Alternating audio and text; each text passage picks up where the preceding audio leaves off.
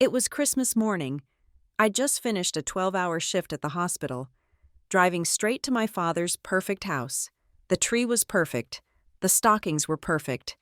Then her hand cracked across my face. The sting was sharp, familiar. But as I caught my breath, I saw my little sister, her eyes wide, and I saw my stocking.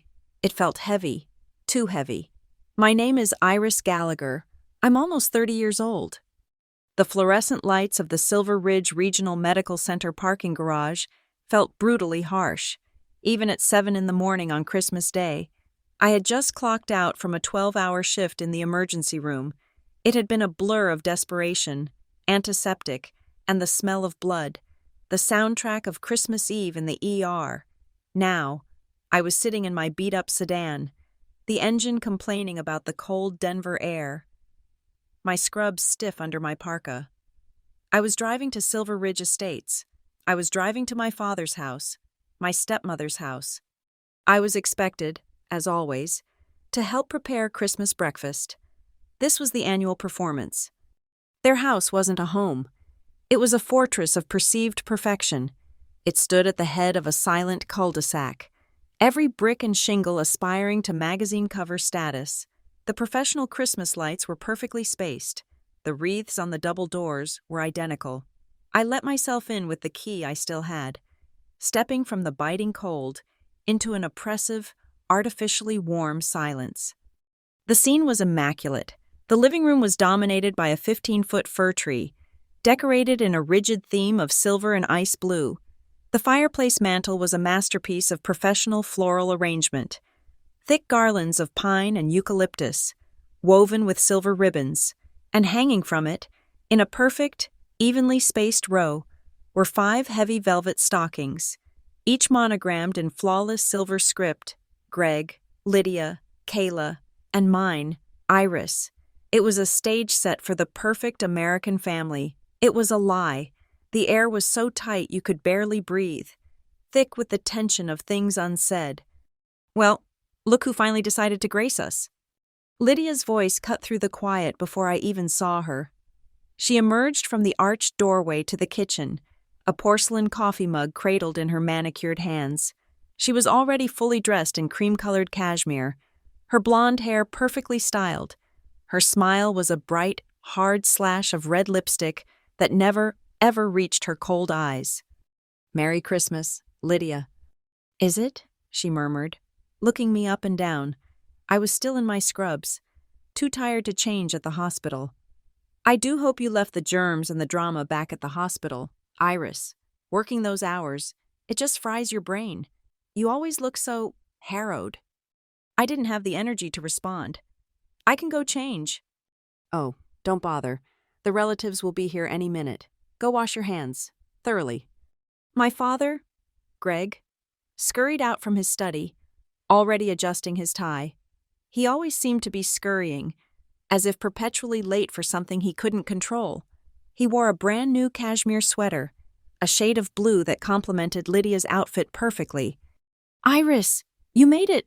Good, good." He moved toward me, then stopped, kissing the air near my cheek. His eyes immediately darted to Lydia, a quick, nervous check to gauge her mood. He was terrified of her. That was the real power dynamic in this house. He saw my scrubs and winced, his voice dropping to a conspiratorial whisper. Maybe go change? Just quickly? Before your aunt gets here?" "I just walked in, Dad." Of course," he muttered, already backing away toward the kitchen. "It's just, Lydia's been up since 4 in the morning. You know, getting everything ready. She's exhausted." A flash of bright red flannel bounded down the grand staircase, breaking the tension. "Iris!" My half-sister, Kayla.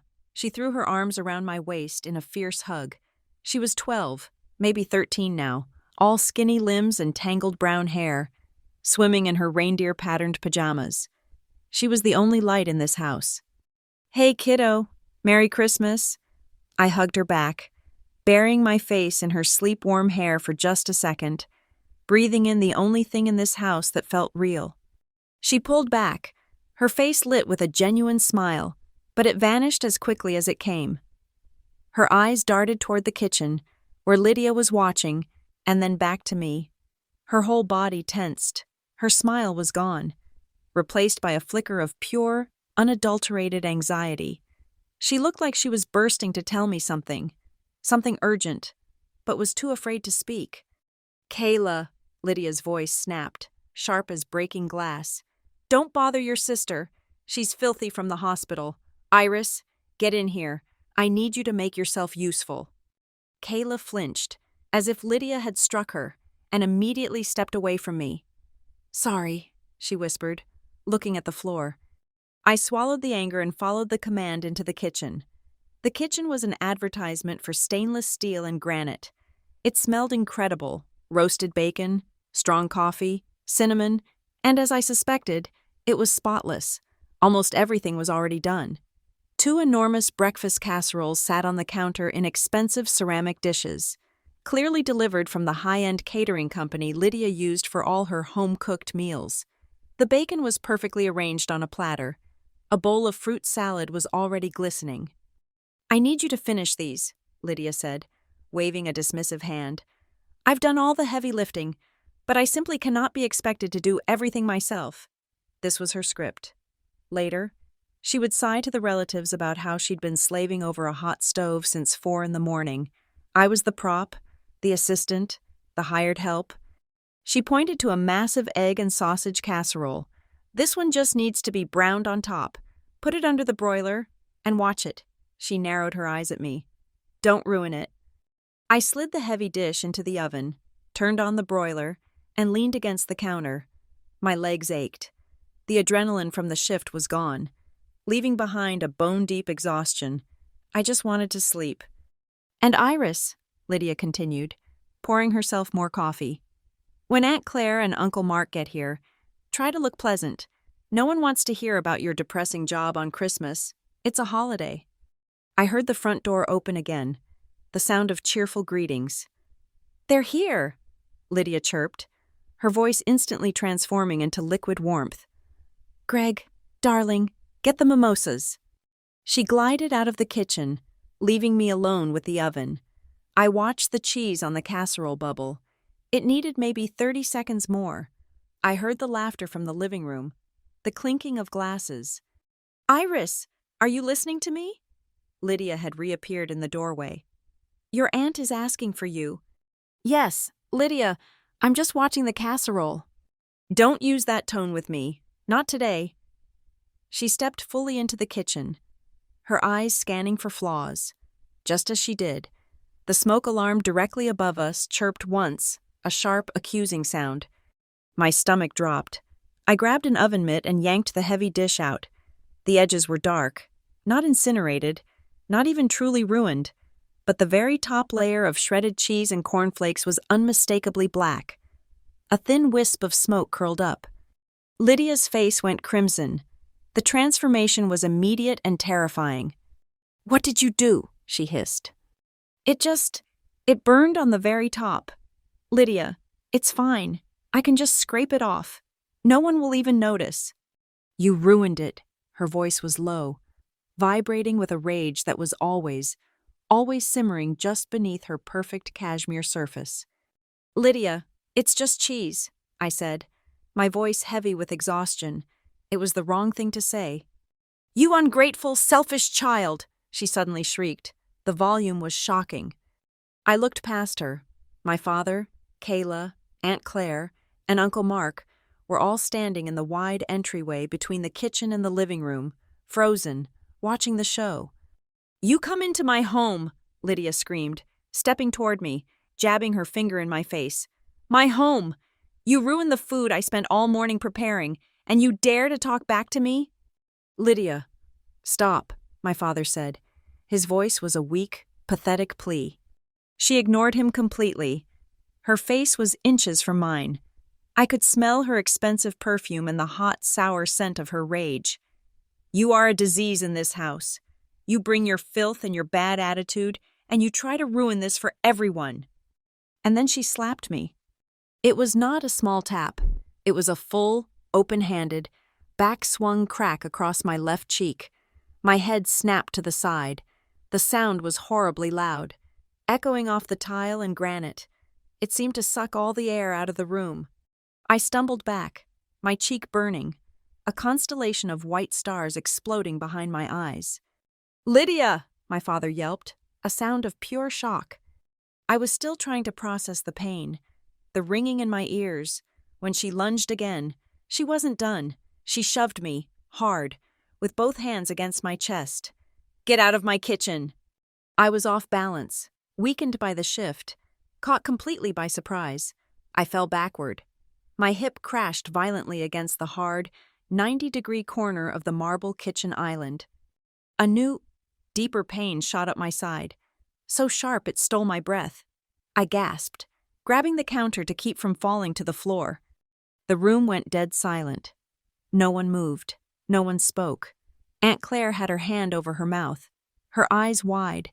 Uncle Mark just stared, his mimosa frozen halfway to his lips. My father looked pale, paralyzed, his mouth hanging open. I pushed myself upright, my hips screaming in protest. I could taste something metallic and warm. I touched my lower lip. My fingers came away red. She had cut my lip with the force of the slap. I looked at Kayla. She was standing by the Christmas tree, her body rigid, her face white with terror. She was trembling, watching me, watching her mother, her eyes huge. She looked like she was desperately trying to swallow a scream, as if she had known this was coming, had been dreading this exact moment. This was the part of the script where I usually burst into tears. This was the moment I apologized, just to make the tension stop. The moment I stammered, "I'm sorry, I didn't mean to," and took the blame, just so everyone could go back to pretending. But this time, nothing happened. The tears didn't come. The apology died in my throat. I just stood there, my hand on the counter to steady my shaking legs. I looked directly at Lydia. I did not wipe the blood from my mouth. I did not look away. I just stared. I watched her face cycle from triumphant rage to confusion. My silence was not part of her plan. She expected hysterics. She expected submission. She had no idea what to do with this cold, quiet, bleeding stare. The silence stretched, thick and ugly, broken only by the sound of Bing Crosby singing White Christmas from the speakers in the living room. "Finally," Lydia scoffed, the sound brittle. She smoothed her perfect cashmere sweater. "Well, I see," she turned to Aunt Claire, forcing a shaky laugh. "You see what I have to deal with? Completely unstable. It's the night shift. It makes her erratic." She turned and swept out of the kitchen, heading up the grand staircase. "I just need a moment," she called back. "I need to fix my face." My father finally moved, rushing toward me, but stopping a few feet away. "Iris," he whispered, his eyes pleading. Let's just clean up. Let's not make this worse. Please. It's Christmas." I ignored him. I ignored them all. I pushed off the counter, my hip throbbing with every step. I walked slowly out of the kitchen, past my frozen relatives, past my father's desperate face. I walked into the perfect living room. The morning light was streaming through the massive windows, making the silver and blue glass ornaments on the tree sparkle like trapped stars. I stopped at the fireplace. I looked at the row of stockings, Greg, Lydia, Kayla, and mine, Iris. I reached up and touched it. The velvet was soft, but it was heavy. It was much heavier than a stocking filled with candy canes and gift cards should be. I slipped my hand inside, my fingers brushing past the usual cheap chocolates, and then they hit something else, something hard, rectangular, and cold. I did not pull it out, not yet. I glanced back at Kayla. She was still standing by the tree, watching me. Her fear was still there, but beneath it, I saw something else, an intense, desperate, defiant hope.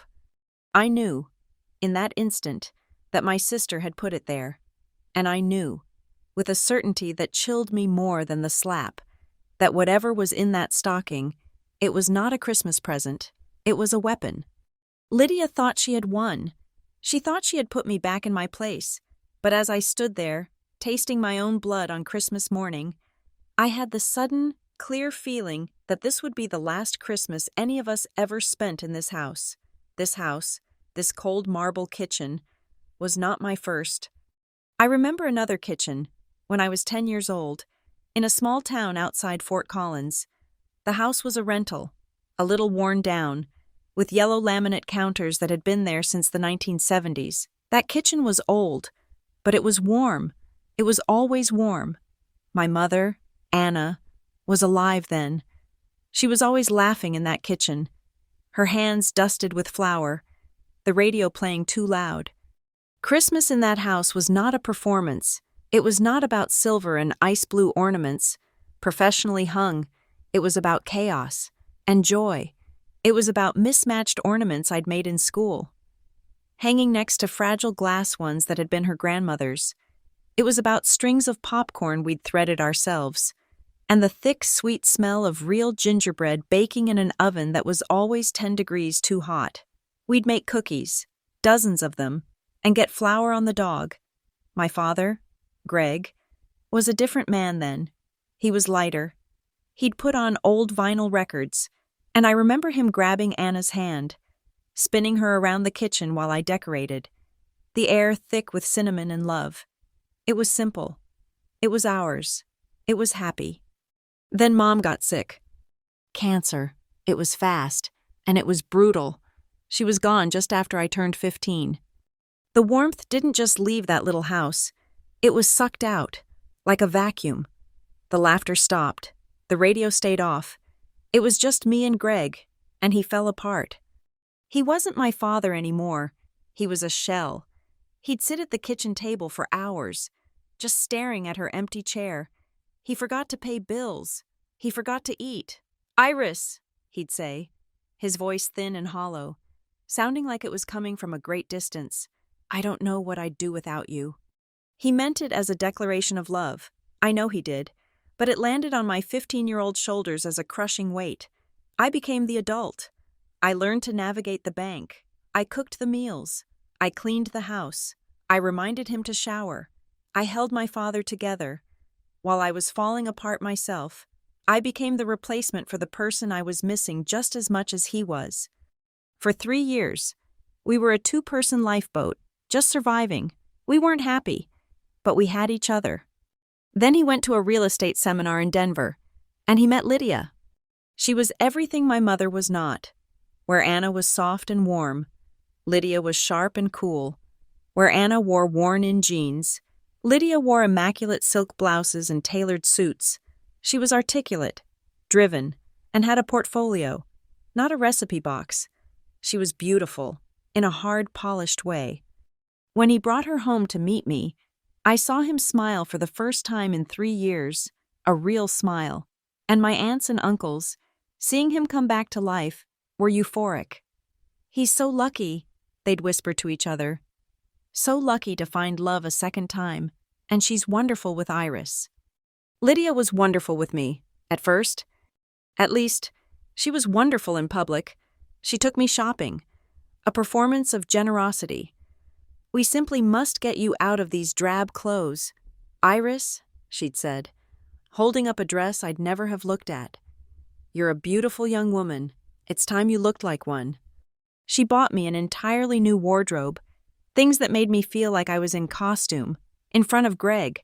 She'd hug me, her hand stroking my hair. "We are going to make up for everything you've lost, sweetie. I promise, we are going to be a real family." But the private moments were different. When Greg was at work, the lessons began.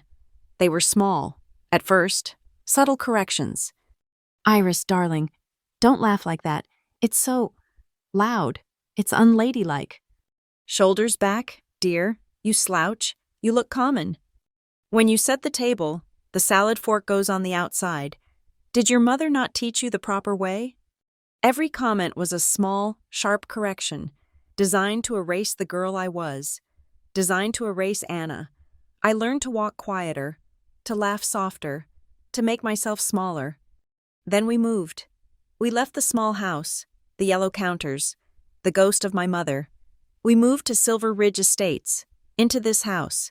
It was enormous, a sterile monument of white carpets, vaulted ceilings, and rooms no one ever used. The material upgrade was staggering. I had my own bathroom. We had a 3-car garage. And I hated it. I felt like a stray dog brought into a museum. I didn't belong. The way I talked, the way I dressed, the things I liked, it was all wrong.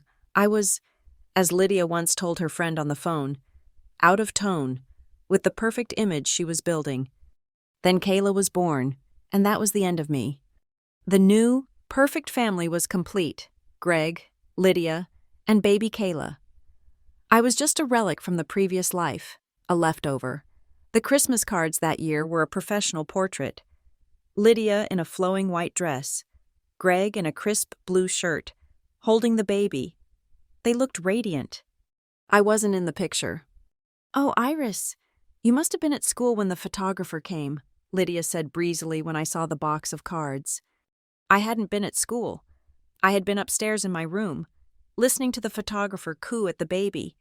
I was systematically, quietly, pushed to the margins of the frame, and then right out of it. Lydia began her campaign in earnest. She was brilliant at it. She'd tell the new neighbors, the wives of Greg's new partners. "Iris is a wonderful girl, of course, just difficult. She's still acting out. You know, the rebellion after her mother's death. It's been so hard on Greg. He's a saint."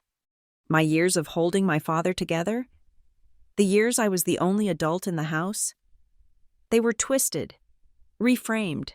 I was painted as a moody, unstable teenager who was making this new, happy transition difficult for them. My role in the house was solidified. When Kayla started walking, I became her keeper. "Iris, since you're the older sister, it's your responsibility to watch Kayla after school. I have my book club. Iris, the family needs you to handle dinner tonight. Your father and I have an event. Iris, the house needs to be tidy. We can't live in filth." It was never a request.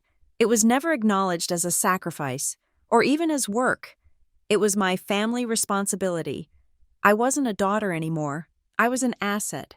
I was the unpaid live-in nanny, the housekeeper, the cook. The Christmases were the worst. They became my burden. The simple, joyful days of baking with Anna were a distant, painful memory. Now, Christmas was a production, and Lydia was the director. I was the head stagehand. I was the one who spent hours in the freezing attic, untangling the thousands of white lights Lydia insisted on. I was the one who baked the dozens of complicated cookies for the neighborhood exchange, following Lydia's precise, annotated recipes. I was the one who stayed up until 2 in the morning, wrapping every single present in the identical, themed paper and tying the perfect bows, because presentation is everything, Iris. And on Christmas morning, Lydia would stand by the tree, a mimosa in her hand, accepting compliments from the relatives. "Oh, it was nothing," she'd sigh, waving her perfectly manicured hand. "We just worked so hard to make it perfect for everyone." We. And Greg, my father? He disappeared into his new life. He was busy, successful, finally making the kind of money he'd only dreamed of, all under Lydia's guidance. He was indebted to her. She had given him this life, this house, this beautiful second daughter. She had saved him. So when Lydia would complain, Iris left her shoes by the door again. "Greg, I've told her. Iris had an attitude with me today. You need to talk to her." He stayed silent. He'd nod. He'd look stressed. Later, he'd find me, his voice low. "Iris, can you just try to be easier on Lydia? She's under a lot of pressure. You know she's doing her best." He wasn't asking me to behave. He was asking me to endure. He was asking me to absorb her cruelty so the house could remain quiet, and slowly, agonizingly, I watched him start to believe her narrative. I wasn't just accommodating a difficult woman. I actually was the problem. I had an attitude problem. I was ungrateful. Kayla grew up in this toxic fog. She was Lydia's precious girl, the one who wasn't difficult, the one who was perfect. Lydia painted me as the villain. "Your sister is selfish. Kayla, see how she makes Mommy sad? Don't be like Iris. Be a good girl. Be like mommy. Kayla was taught to see me as a cautionary tale. But she was a smart kid. She saw the truth in flashes. When Lydia wasn't around, Kayla would creep into my room. "Tell me about your mom," she'd whisper, crawling onto my bed. "Tell me about the old house." She would cling to me while I told her stories about Anna, about the messy baking and the old records and the dog covered in flour. She was starving for something genuine in that sterile, perfect house. She was clinging to the one piece of truth that hadn't been polished, repackaged, and approved by Lydia. The day I left for nursing school was the happiest day of my life. I moved into a tiny dorm room 2 hours away. I worked. I studied. I paid my own way with scholarships, crushing loans, and part-time jobs. I was building a life, my own life, far from her. But I was never allowed to be truly free. Every holiday, every birthday, the texts would start. "Iris, family must be together for Christmas." "Iris, you're breaking your father's heart by not coming home. He misses you." "Kayla misses you terribly. Don't be selfish." So I came back, every single time. I'd use my precious vacation days from the hospital, the days I desperately needed to sleep, and I'd drive back to Silver Ridge Estates. I'd drive back to the house that felt like a cage. I came back under the guise of family tradition, but I knew what it really was. I was returning to my post. I was the unpaid labor required to pull off Lydia's perfect Christmas. I was the scapegoat, the helper, the shadow that made her shine brighter. It was my job to show up, be quiet, do the work, cook the meal, absorb the tension and the occasional quiet insult. Also, Lydia could smile for the camera and call us the perfect, happy family. The first time she hit me, I was 20. It wasn't a public spectacle like this morning. It was a weekend home from my second year of nursing school. Lydia was in the kitchen, complaining to one of her new friends from the neighborhood about the drama of having a stepdaughter, and she started talking about Anna. "Well, you know, Greg's first wife," she'd said, her voice laced with false pity. She apparently had no head for finances, just a sweet, simple little thing. Greg was in a mountain of debt from her. Well, from her lack of planning. He was a mess when I found him. "That's not true," I said. My voice was quiet, but it cut through the room. Lydia stopped, her smile freezing. Her friend looked uncomfortable. "What did you say, Iris?" I said that's not true. My mother was meticulous. She handled all their finances. She's the reason they had savings in the first place. Lydia's eyes went flat. She told her friend she'd call her back and hung up the phone. She walked over to me, her movements smooth and deliberate. "You will not contradict me in my own home, and you will not bring up your mother's meticulous nature to me, ever. It's disrespectful." "It's the truth," I said, my heart pounding. I was 20, and I was tired of her rewriting my mother. She slapped me. It was fast, a sharp, stinging crack that echoed in the kitchen. My eyes watered instantly from the shock. I just stared at her, too stunned to speak. She didn't flinch. She just smoothed her blouse and said, in a perfectly calm, cold voice, "Your father has been through enough. Don't you dare make him hurt more by clinging to these fantasies. I am your mother now. You will respect me." That was how she did it. The violence was instantly reframed as a lesson. My defense of my mother became a fantasy that hurt my father. The slap wasn't an assault, it was a necessary correction. She was a master of this alchemy. She'd turn her cruelty into my failure. Whenever she lost her temper, whenever her mask slipped, it was never her fault. It was because I pushed her. It was because I had a tone. It was because I didn't understand the pressure she was under. Her violence became just an emotional reaction, and I became the one responsible for managing her emotions. "Iris, I only want what's best for you," she'd say, her voice soft and wounded. An hour after screaming in my face, "When you act this way, it breaks my heart. You force me to be the bad guy." And I would find myself apologizing. I would find myself feeling guilty, wondering if I had used the wrong tone, if I had been disrespectful. She was planting her own voice in my head. My father was her greatest tool. He was the peacemaker, which, in an abusive home, just means he was the enforcer of the abuser's comfort. After every explosion, once Lydia had gone to her room to calm down, he would find me. "Iris," he'd sigh, rubbing his temples. "You know how she is. She's high-strung. She has a lot of pressure. Running this house, handling the finances, everything. Can't you just try to get along?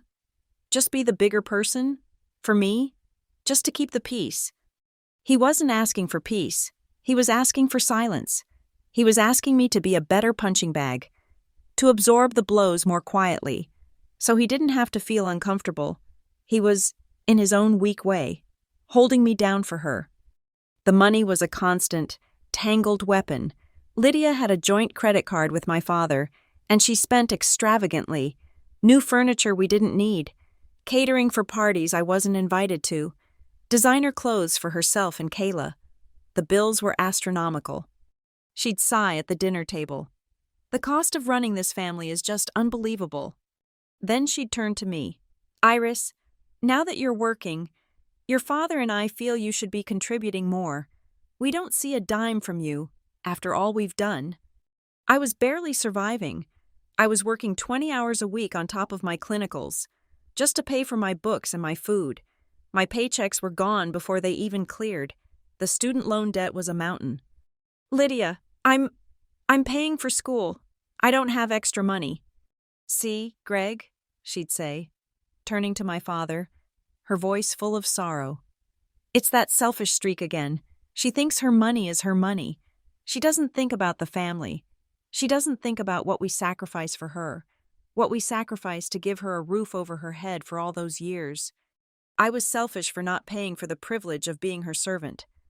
I was the ungrateful one, while she was spending thousands of dollars a month on things we didn't need, all while claiming it was family expenses. When I finally graduated and started my job in the ER, her contempt for me grew. She hated my career. It was everything she was not. It was messy. It was real. It was not glamorous. "That job is garbage. Iris," she'd say. "You're surrounded by disease and criminals all night. It's an unhealthy environment. I don't know why you'd choose to wade in filth." But in the next breath, she'd demand, "You have Christmas Day off, right? No? Well, swap your shift. You are not going to ruin Christmas for Kayla. It is your obligation to be here. You owe this family that much, at least." My job was filth when she wanted to demean me, but my time was her property when she needed a cook. The physical violence remained rare. It wasn't a daily event. It was a tool, saved for when she felt she was truly losing control. It was for when I needed a real lesson. It happened again about a year ago. I was working a brutal stretch of 4 night shifts in a row. Lydia had texted, demanding I drive to the house on my one day off to babysit Kayla for the entire weekend, because she and my father had a last-minute spa invitation. "Lydia, I can't," I texted back. "I have to sleep. I'm back on shift Sunday night." She didn't reply, but when I stopped by the house on my way home from my shift, just to drop off a birthday present for Kayla, Lydia was waiting for me. She blocked the doorway. "You are not going to disrespect me like this. Iris, you will watch your sister. I am tired of your excuses." "Lydia, I am not excused. I am exhausted. I can't safely drive, let alone watch a child, on no sleep." "I don't care about your sleep," she screamed. "You are selfish. You only think about yourself." I tried to step around her. "I'm not arguing about this. I'm going home." She put her hands on my chest and shoved me, hard.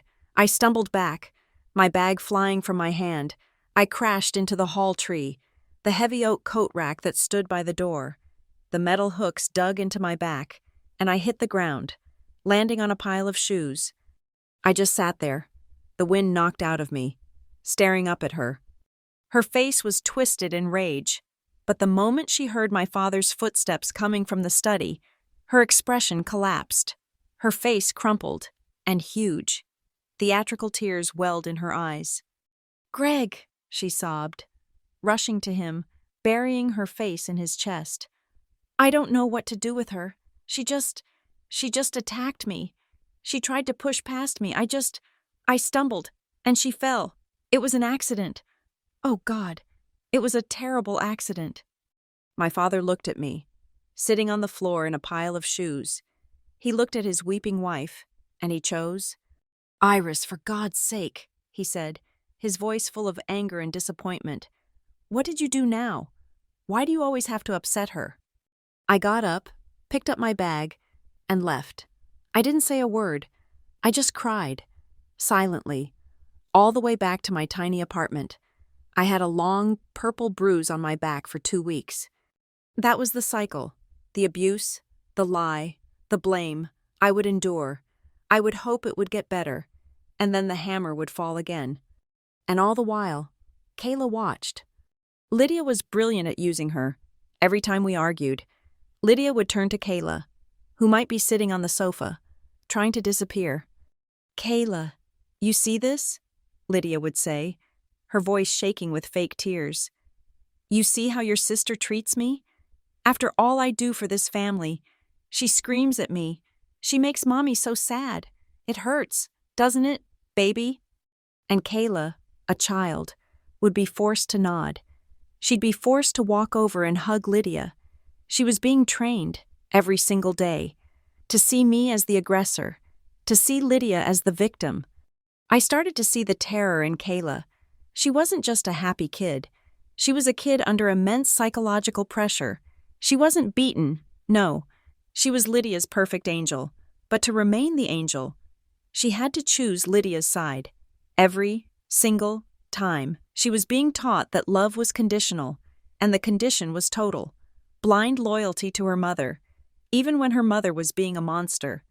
A couple of Christmases ago, after another fight, I don't even remember what it was about.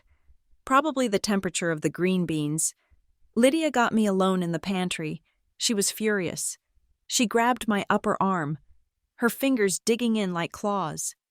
"You will learn your place, Iris," she hissed, her face pale. "You are a guest here, nothing more."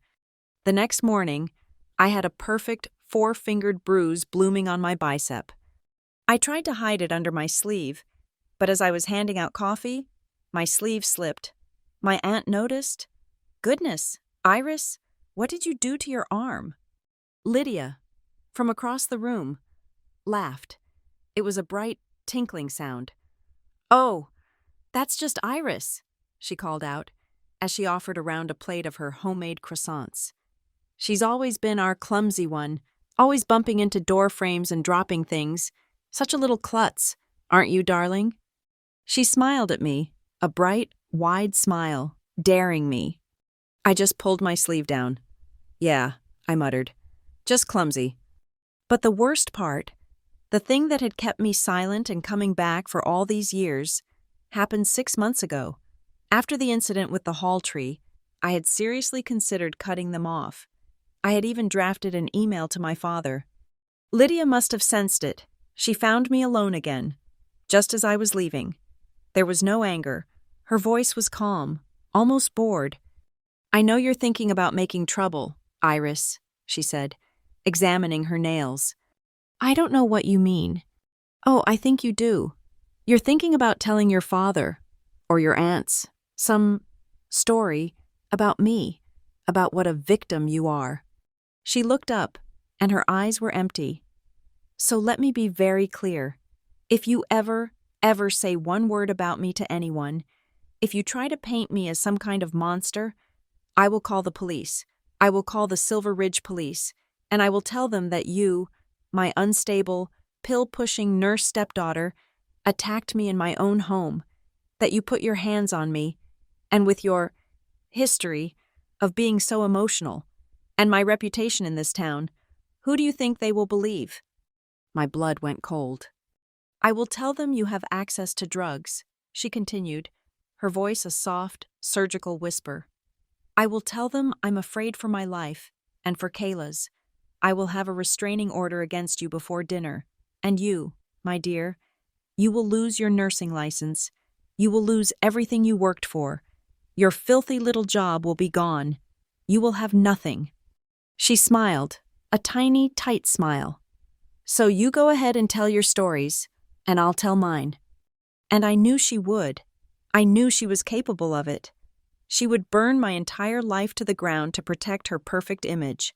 That threat hung over me. It was the reason I was still here.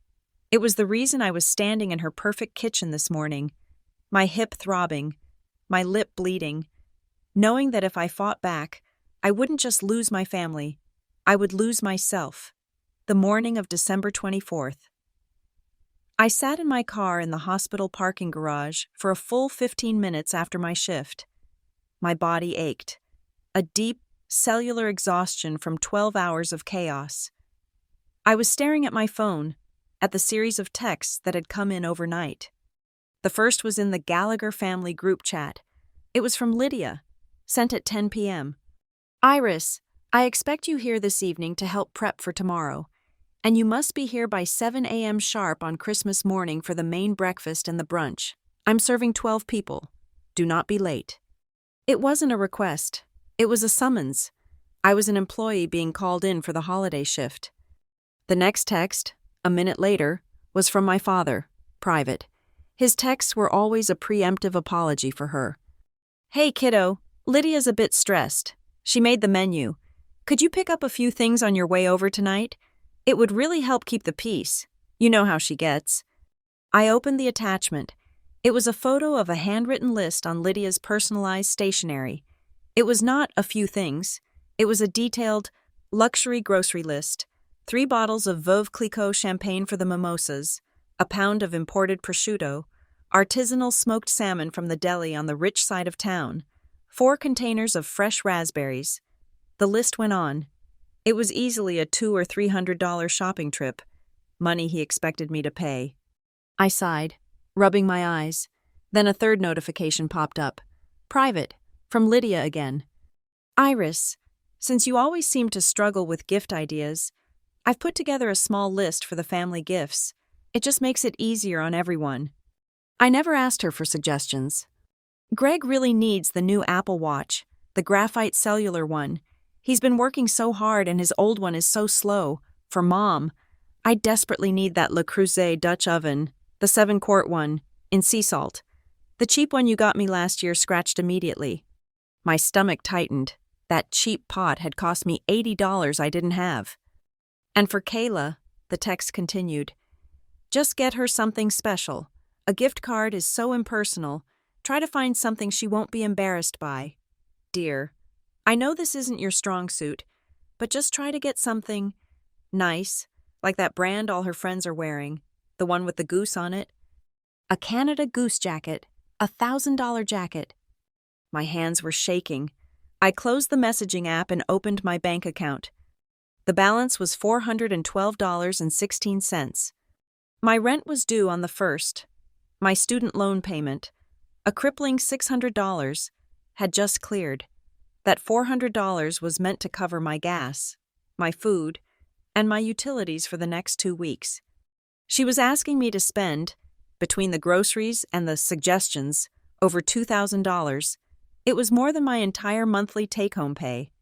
It was a test she designed for me to fail. When I showed up with a nice sweater for my dad and a book for Kayla, she would get to play her favorite role, the disappointed martyr, sighing to the relatives about how thoughtless I was, how I just didn't get it. I felt the old hot shame creeping up my neck, the feeling of being inadequate, of being the poor, clumsy, stupid one. But this time, something else cut through it, a cold, sharp anger. I thought of Dr. Ramirez, one of the senior ER docs. She'd found me crying in the break room 6 months ago. Right after Lydia's threat to destroy my nursing license, I'd told her I was just stressed. She had looked at me, her eyes kind but seeing far too much. Iris, she'd said, putting a hand on my arm. This isn't stress. This is a pattern. You're describing classic domestic abuse, emotional, financial, and threats of professional sabotage. It's just, my stepmother, she's difficult. No, this is calculated. You need to protect yourself. Start a file, a secret email account they don't know about. Every time she sends a text like that, screenshot it. Every time she demands money, log it. Every time she threatens you, write it down with the date and time. Get photos of any bruises. Build your case. You do it quietly, and you do it meticulously. You do it so when you're ready to walk away, you have the proof. I had called her my go-bag file. I sat there in the driver's seat of my 10-year-old car. I took a screenshot of the group text. I screenshotted Greg's grocery list. I screenshotted Lydia's gift demands. I forwarded all of them to the secret email address. Then, I opened my phone's photo gallery. I scrolled back, past pictures of my cat and screenshots of nursing schedules. And there it was, the Lydia file album. I opened it. Screenshot, Venmo request from Lydia, 3 years ago. Memo, engagement party contribution, $500. Screenshot, text from Greg. Lids really wants that set of golf clubs for her birthday. We're all chipping in. I was the only one who chipped in. Screenshot, text from Lydia.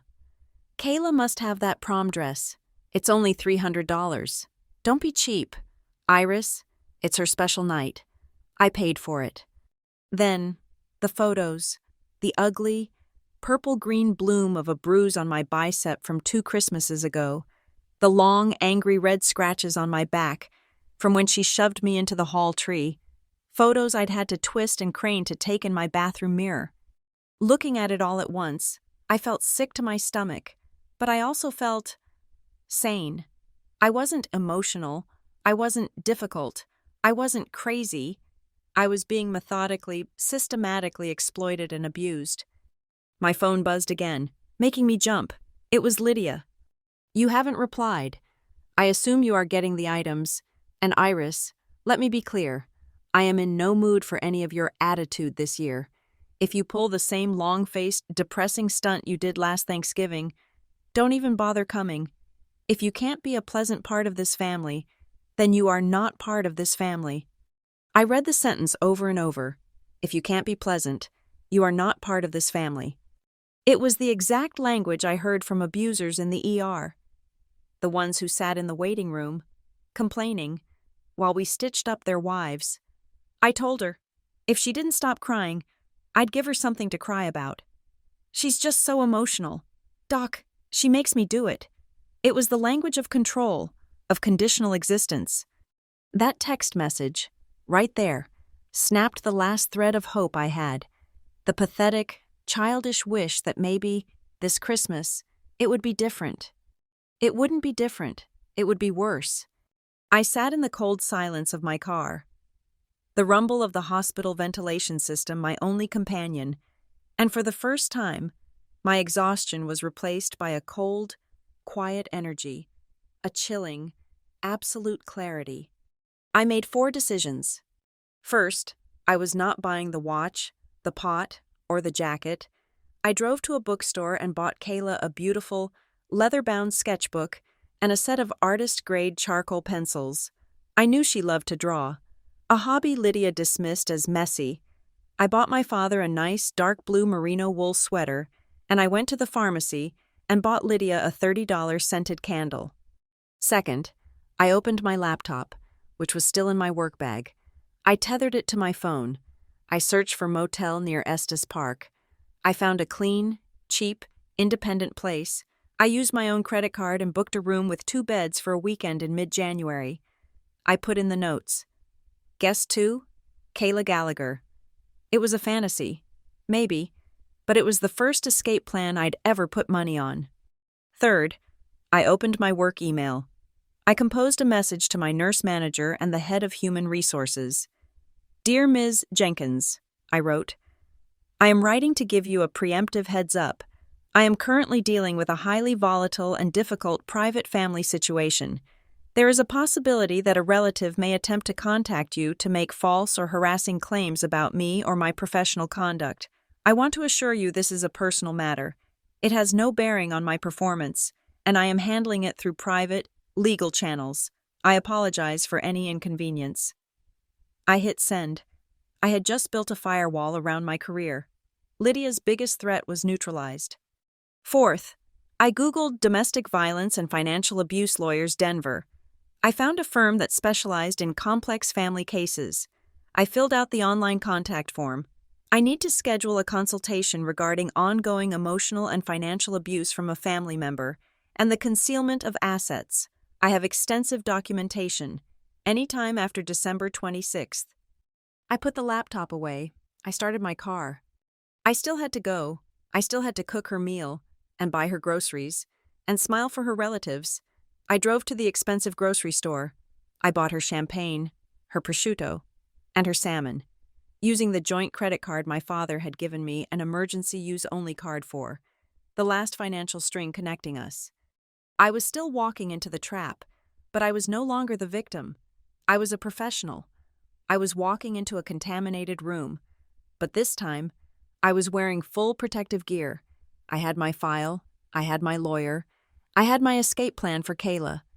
And as I pulled onto their perfect, silent, snow-dusted street that Christmas Eve, I made one final promise to myself. I would not start a fight. I would not be difficult. I would be the quiet, obedient daughter she demanded. But if she, for 1 second, crossed the line, if she dared to put her hands on me again, I would not cry. I would not apologize. I would not be silent. It would be the last time she ever touched me.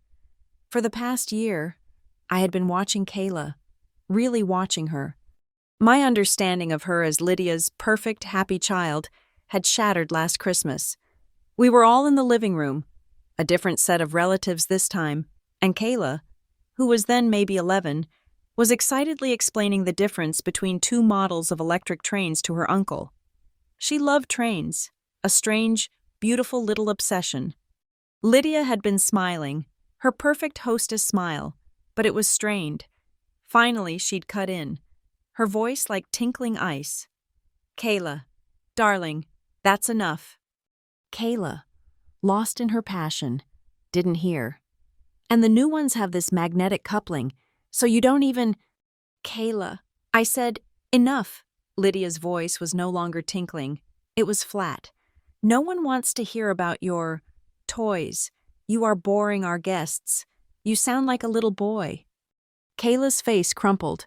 The light in her eyes just switched off. I'm sorry, Mommy. Go to your room, Lydia said, her voice now dangerously quiet.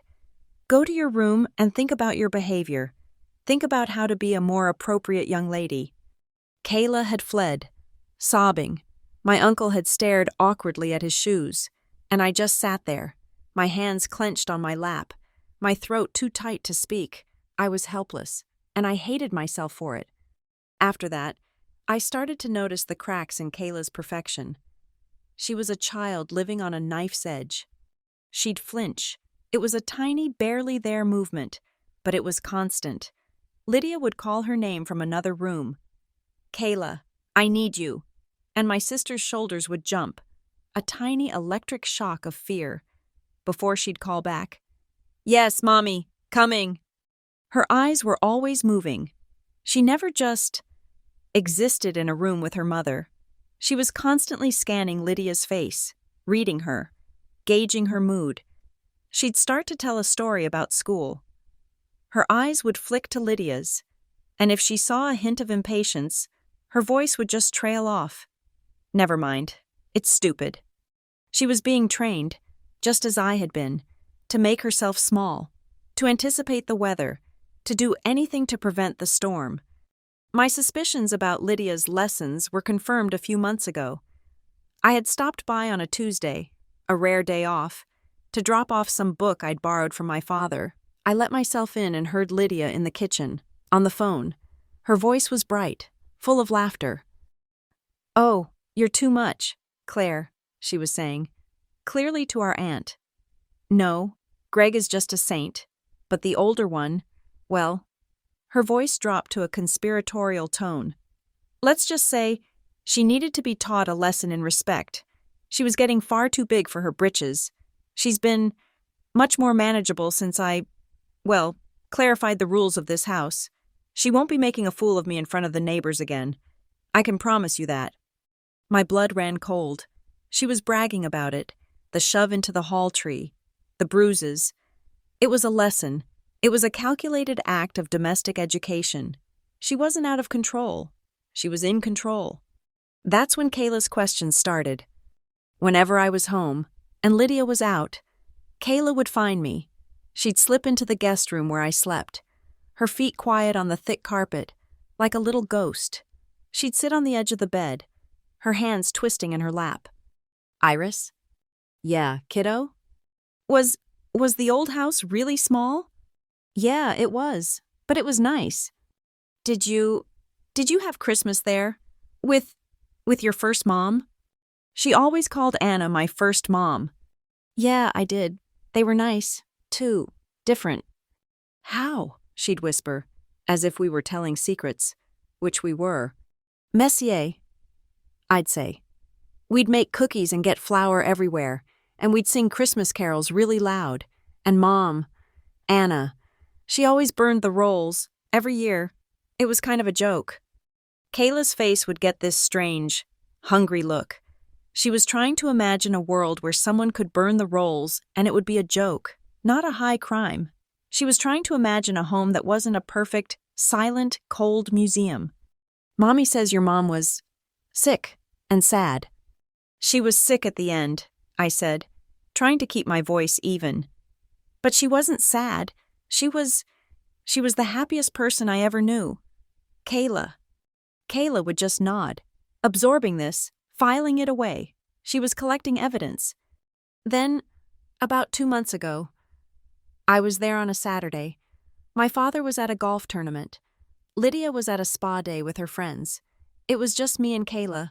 I was in the kitchen, making us grilled cheese sandwiches, the first real catered food that kitchen had seen in ages. Kayla was vibrating with a weird, nervous energy. She kept going to the window, peering out the driveway. She won't be back for hours, kiddo, I said. She's getting a facial and a massage. I know, she said, her voice barely audible. Come on, there's something I have to show you. What is it?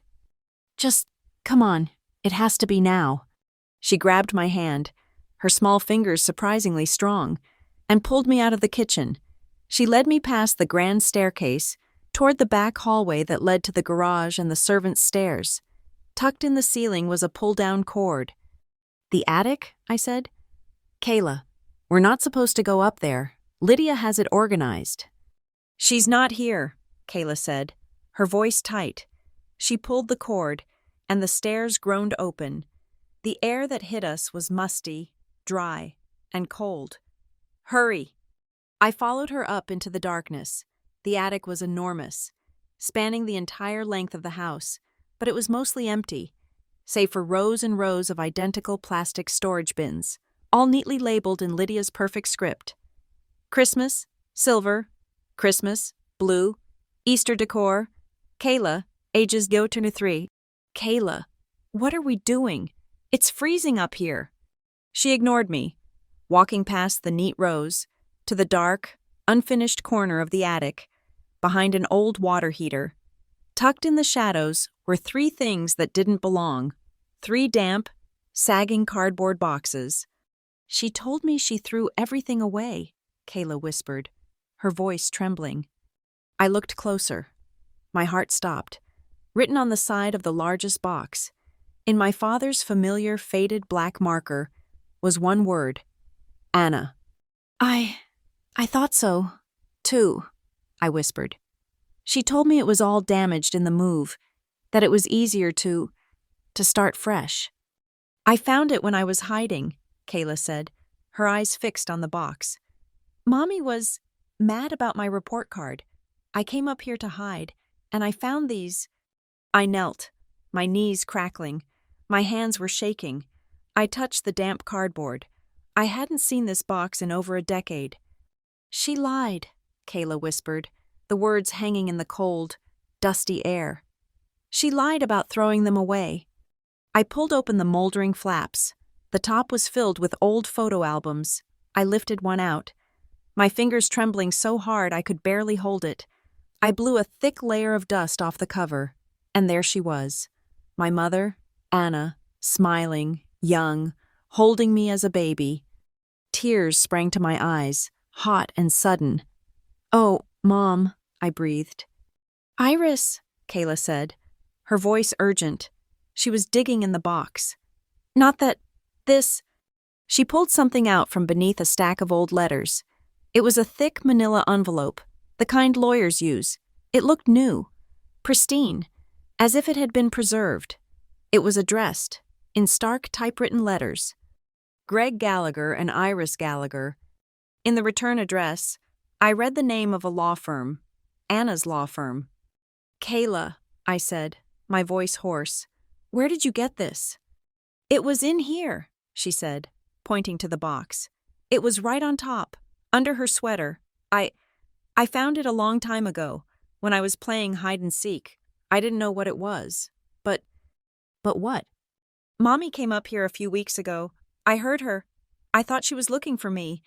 But I was in my room. She was on the phone. Kayla's voice dropped, and she was visibly shaking now. She was whispering. She said, I don't care what the lawyer says. It's our money now. The little bitch will never see it. And she was standing right here, right by this box. I saw her. My blood turned to ice. A child taught to obey, taught to never touch things that aren't yours, had just confessed to a level of suspicion that terrified me. She didn't open it? I asked. I don't think she knows I know about it, Kayla whispered. She just looked at the box and then left. She looked so angry. Iris, I was so scared. But I remembered the envelope. I thought it might be what she was talking about. I didn't open it. I was too scared. I promise. But I felt like she was hiding it from you. My hands were numb. I looked at the envelope, addressed to me and my father, but he had never mentioned it. With Kayla watching me, her eyes huge in the dim attic light, I broke the seal. It was dry and brittle, but it hadn't been opened. I pulled out a thick, multi-page document. At the top, in imposing letters, it read, The Last Will and Testament of Anna Marie Gallagher. I sank down onto the dusty floorboards. I read it. My mother's voice, her careful, meticulous planning, was suddenly alive in my hands. She had left me her jewelry. She had left me her books. And then, the main clauses. She had left me the old house, the little rental in Fort Collins. The will stated that her name was the only one on the deed, that she had bought it outright before her marriage. It was hers to give. And she left me her life insurance policy, a policy I never knew existed, for $100,000. But it was the next part, a trust clause, that made the air leave my lungs.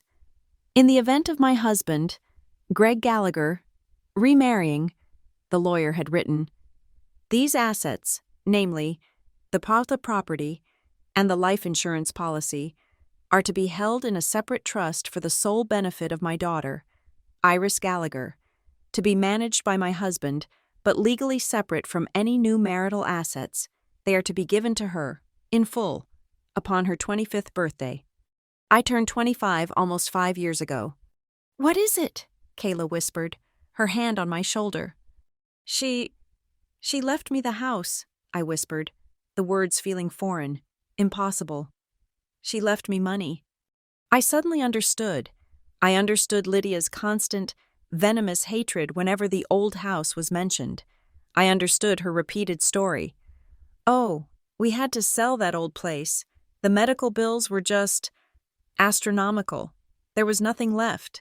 Anna, God rest her soul, she just didn't plan. She hadn't just lied. She had stolen. Her and my father. They had stolen it. They had sold my house. They had spent my money. The money that was supposed to put me through school. The reason I was drowning in $600 a month loan payments. The reason I was living in a tiny apartment while they lived in this palace. Iris, you're scaring me, Kayla said, her voice small. I looked at her. Her face was pale with a terrible, adult understanding. She knew her mother had done something wrong. She was a 12-year-old child, caught between the mother she was forced to be loyal to and the sister she instinctively, terrifyingly, trusted. She had just handed me a bomb. We have to tell Dad, she said, her voice cracking. We have to show him. I looked at her, and the blind, cold rage I felt was suddenly eclipsed by a new, sharp fear. This document wasn't just a key, it was a trigger. If I used this now, if I went downstairs and confronted Greg, Lydia would know. She would know exactly who found it. She would know who led me to it. And the rage, the violence I had endured, would be nothing compared to the fury she would unleash on Kayla. She would destroy her. She would break her. I folded the will. Slowly, carefully. I slid it back into the envelope. "No," I said, my voice coming out low and steady. "We don't tell anyone. Not Dad. Not anyone. Especially not Dad." But she stole. It's yours." "I know." I tucked the envelope into the waistband of my jeans, pulling my sweater down over it. It felt like it was burning a hole in my skin. "And because it's mine, we have to protect it, and we have to protect you." I grabbed her hand. "Kayla, this is our secret, our biggest secret. You cannot ever tell her you were up here. You cannot tell her you found this. Do you understand me? This is very, very important." She nodded, her eyes wide with fear and a strange, new excitement. She had chosen a side. "I promise," she whispered. I pulled her into a fierce hug, breathing in the smell of dust and her shampoo.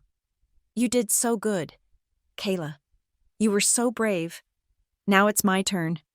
I sealed the box, pushed it back into the shadows, and we crept back down the stairs, like two thieves, carrying a truth that was about to burn the whole house down.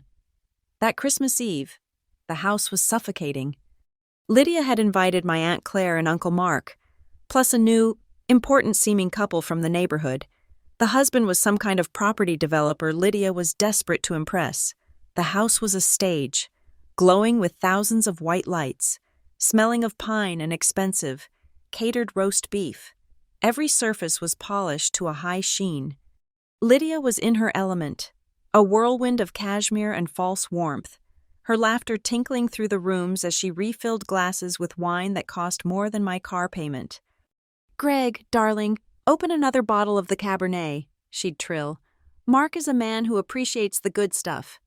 When it was time for dinner, we moved to the formal dining room, a room we used maybe twice a year.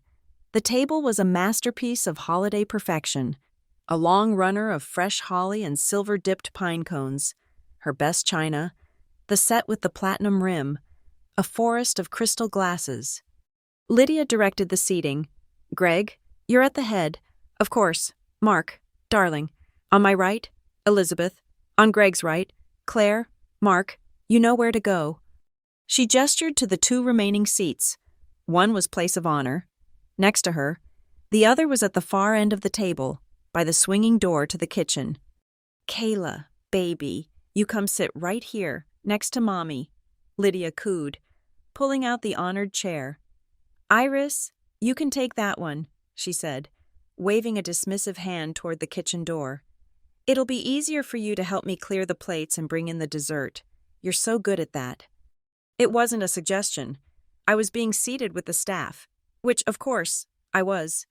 I took my seat, my back to the swinging door. From here, I was barely part of the conversation. I was just close enough to hear the clink of silverware and the murmur of my father's weak laughter. Kayla sat stiffly next to her mother, a perfect, miserable little doll in a red velvet dress. She looked at me once, her eyes wide and desperate, a silent apology, before Lydia tapped her on the hand. "Shoulders back, baby. Don't slouch." For the next hour, I watched the performance. Lydia was radiant. She told charming stories about her volunteer work. She fawned over Elizabeth's jewelry. She controlled the entire table, a conductor of conversation. And then, she turned the spotlight. "I just feel so blessed," she said, placing her hand on Kayla's. She looked around the table, her eyes glistening with what a stranger might mistake for genuine emotion.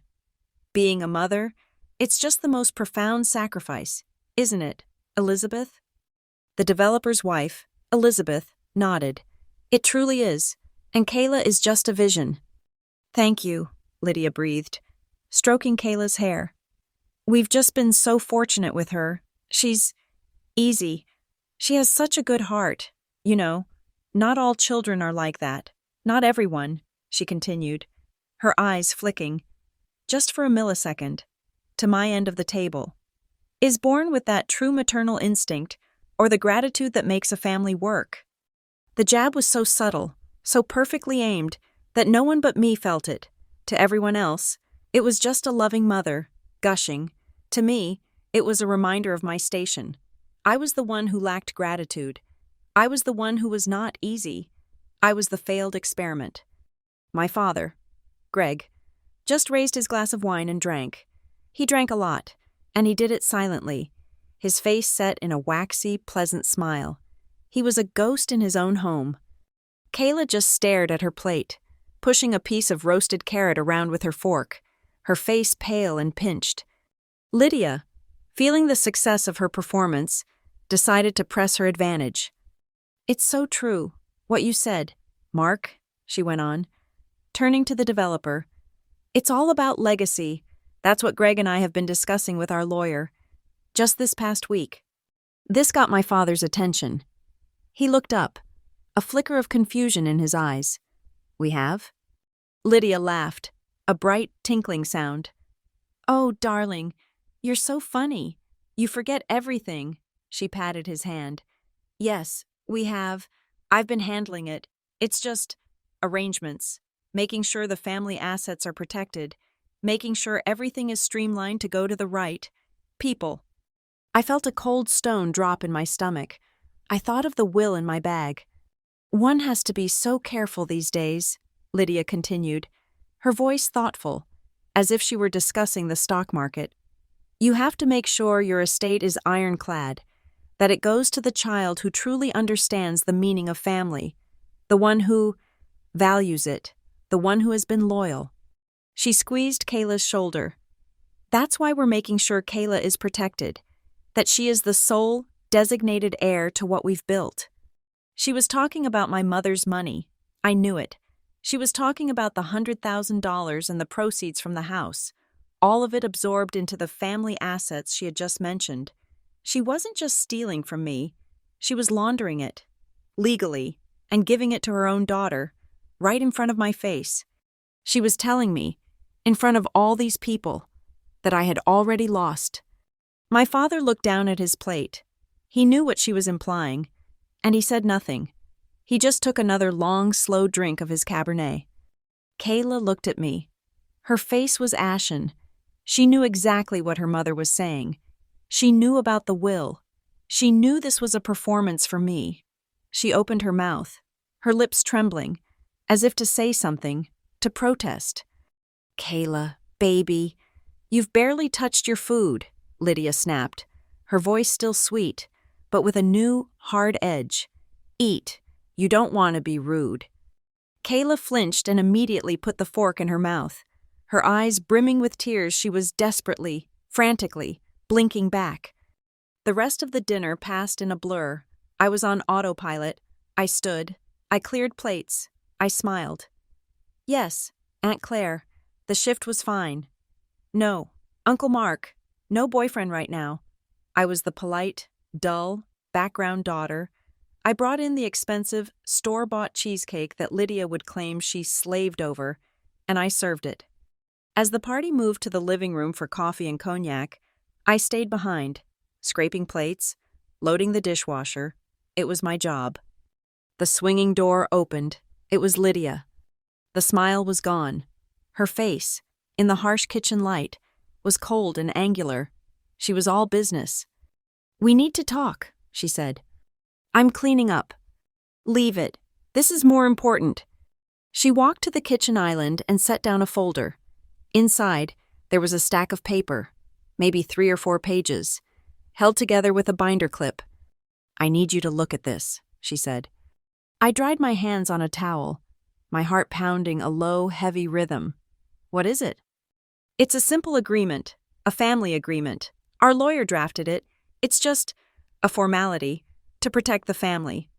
She pushed it toward me. I read the title. Voluntary Renunciation of Financial Claims. I looked at her. What is this, Lydia? It's exactly what it says it is.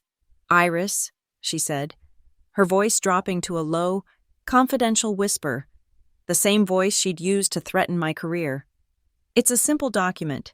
It just states that you acknowledge all the love and support this family has given you, and that in the interest of peace, you voluntarily renounce any and all future claims on the family estate, any old assets, any new ones. It just cleans things up. It was a confession. She knew about the will. She didn't know I knew, but she knew it existed. She knew there was a loose thread, a $100,000 loose thread, and she was trying to get me to pull it myself. You want me to sign away? What exactly? I asked, my voice surprisingly steady. Lydia's eyes narrowed. She was not used to being questioned. Don't be difficult, Iris. It's a formality, a sign of goodwill, a sign that you are finally, truly part of this family and not clinging to the past. And if I don't? Lydia smiled, a slow, cold smile that didn't touch her eyes. Well, I was hoping you'd be mature about this. I was planning to do this very quietly, just you and me. But if you're going to be difficult, then we'll have to do it another way. She leaned in closer. Here is the plan. Tomorrow morning, before we open a single present, in front of Greg and Kayla and your aunt and uncle, I am going to bring this out. I am going to tell them that you have discovered some old, forgotten insurance policy of your mother's, and that you are threatening to make trouble, that you are trying to sue your father for money, that you are, in effect, trying to take money from Kayla's inheritance. My blood ran cold. She was going to twist it. She was going to paint me as the greedy monster, attacking my grieving father and my innocent little sister. I am going to tell them, she whispered, that you are destroying Christmas, that you are the one bringing lawyers and money into this beautiful holiday. And then, I am going to give you this pen, and I am going to ask you, in front of all of them, to sign it, to prove that you love your family more than you love a little bit of money. She had me. It was a perfect trap. She would make me the villain. If I signed, I'd lose everything. If I refused, I'd be the monster who ruined Christmas. She'd get exactly what she wanted. She'd either get my signature, or she'd get to be the victim, the martyr, the mother trying to protect her family from the greedy, ungrateful stepdaughter. I looked at the document. I looked at her. Her face triumphant, so sure she had won. A strange, cold calm settled over me. I see, I said. I picked up the papers. I'll look it over tonight. She smiled, victorious. Good girl. I knew you'd see reason. Now, finish the kitchen. It's a mess. She turned and glided out of the room, her laughter tinkling as she rejoined the party. I stood there for a long time, the papers shaking in my hand. I knew, with absolute certainty, what I was walking into tomorrow morning. She wasn't just planning breakfast, she was planning an execution, and it was mine. I finished the dishes, I scrubbed the pots, I wiped the counters, I took out the trash. I did my job. Around midnight, the last of the guests had left. My father, drunk and silent, had stumbled upstairs. Lydia was in her bathroom, going through her no doubt elaborate nighttime skin routine. The house was finally, mercifully, quiet. I was in the living room, refolding the throws, plumping the cushions, making the stage perfect for tomorrow's performance. Iris? I turned. Kayla was standing at the bottom of the stairs, a small, flannel-clad shadow. Hey, kiddo, you're supposed to be asleep. Santa's coming. She walked over to me, her face pale, her eyes huge. I heard Mommy, she whispered. In the kitchen. I was on the stairs. I heard her talking about papers, about your first mom's money. I knelt in front of her. Kayla, you need to go to bed. You can't be... She's going to hurt you tomorrow, isn't she? She whispered, her voice cracking. Tears were rolling silently down her cheeks. She's going to make everyone hate you. My heart broke. This 12-year-old child was carrying the entire toxic weight of this house. I won't let her, I said, my voice thick. But she's so mean, Kayla sobbed, her voice breaking. She'll do what she did to you today. She'll hit you. She won't. Promise? I promise. She threw her small, thin arms around my neck, clinging to me. I hate it here, she whispered into my shoulder. I hate it. I hate being scared all the time. I know, I whispered back, holding her tight. She pulled back, her face suddenly fierce, a look I had never seen on her. I'm going to do something, she said, her voice low and determined. I'm going to do something for you. Kayla, no, don't. You just stay safe. That's your only job. Just stay safe. I can handle your mother. But I can help, she insisted. Just promise me something. Anything. Promise me you won't leave me here, forever. When you go, when you're finally done. Don't leave me here with her. Please, Iris, don't leave me. I looked at this child, this brave, terrified, amazing little girl, who was living in the same prison I was, just in a different cell. I promise, Kayla, I said, and I had never meant anything more in my life. One day, you and I were going to have a Christmas, a real one, with messy cookies and no screaming. I swear to God, I will not leave you here. She nodded, a small, sharp, serious nod. She wiped her eyes. Okay, she said. Go to sleep, Iris. You look tired. Okay, kiddo. I watched her creep back up the stairs. I had no idea what she was planning. I was too busy planning for my own war.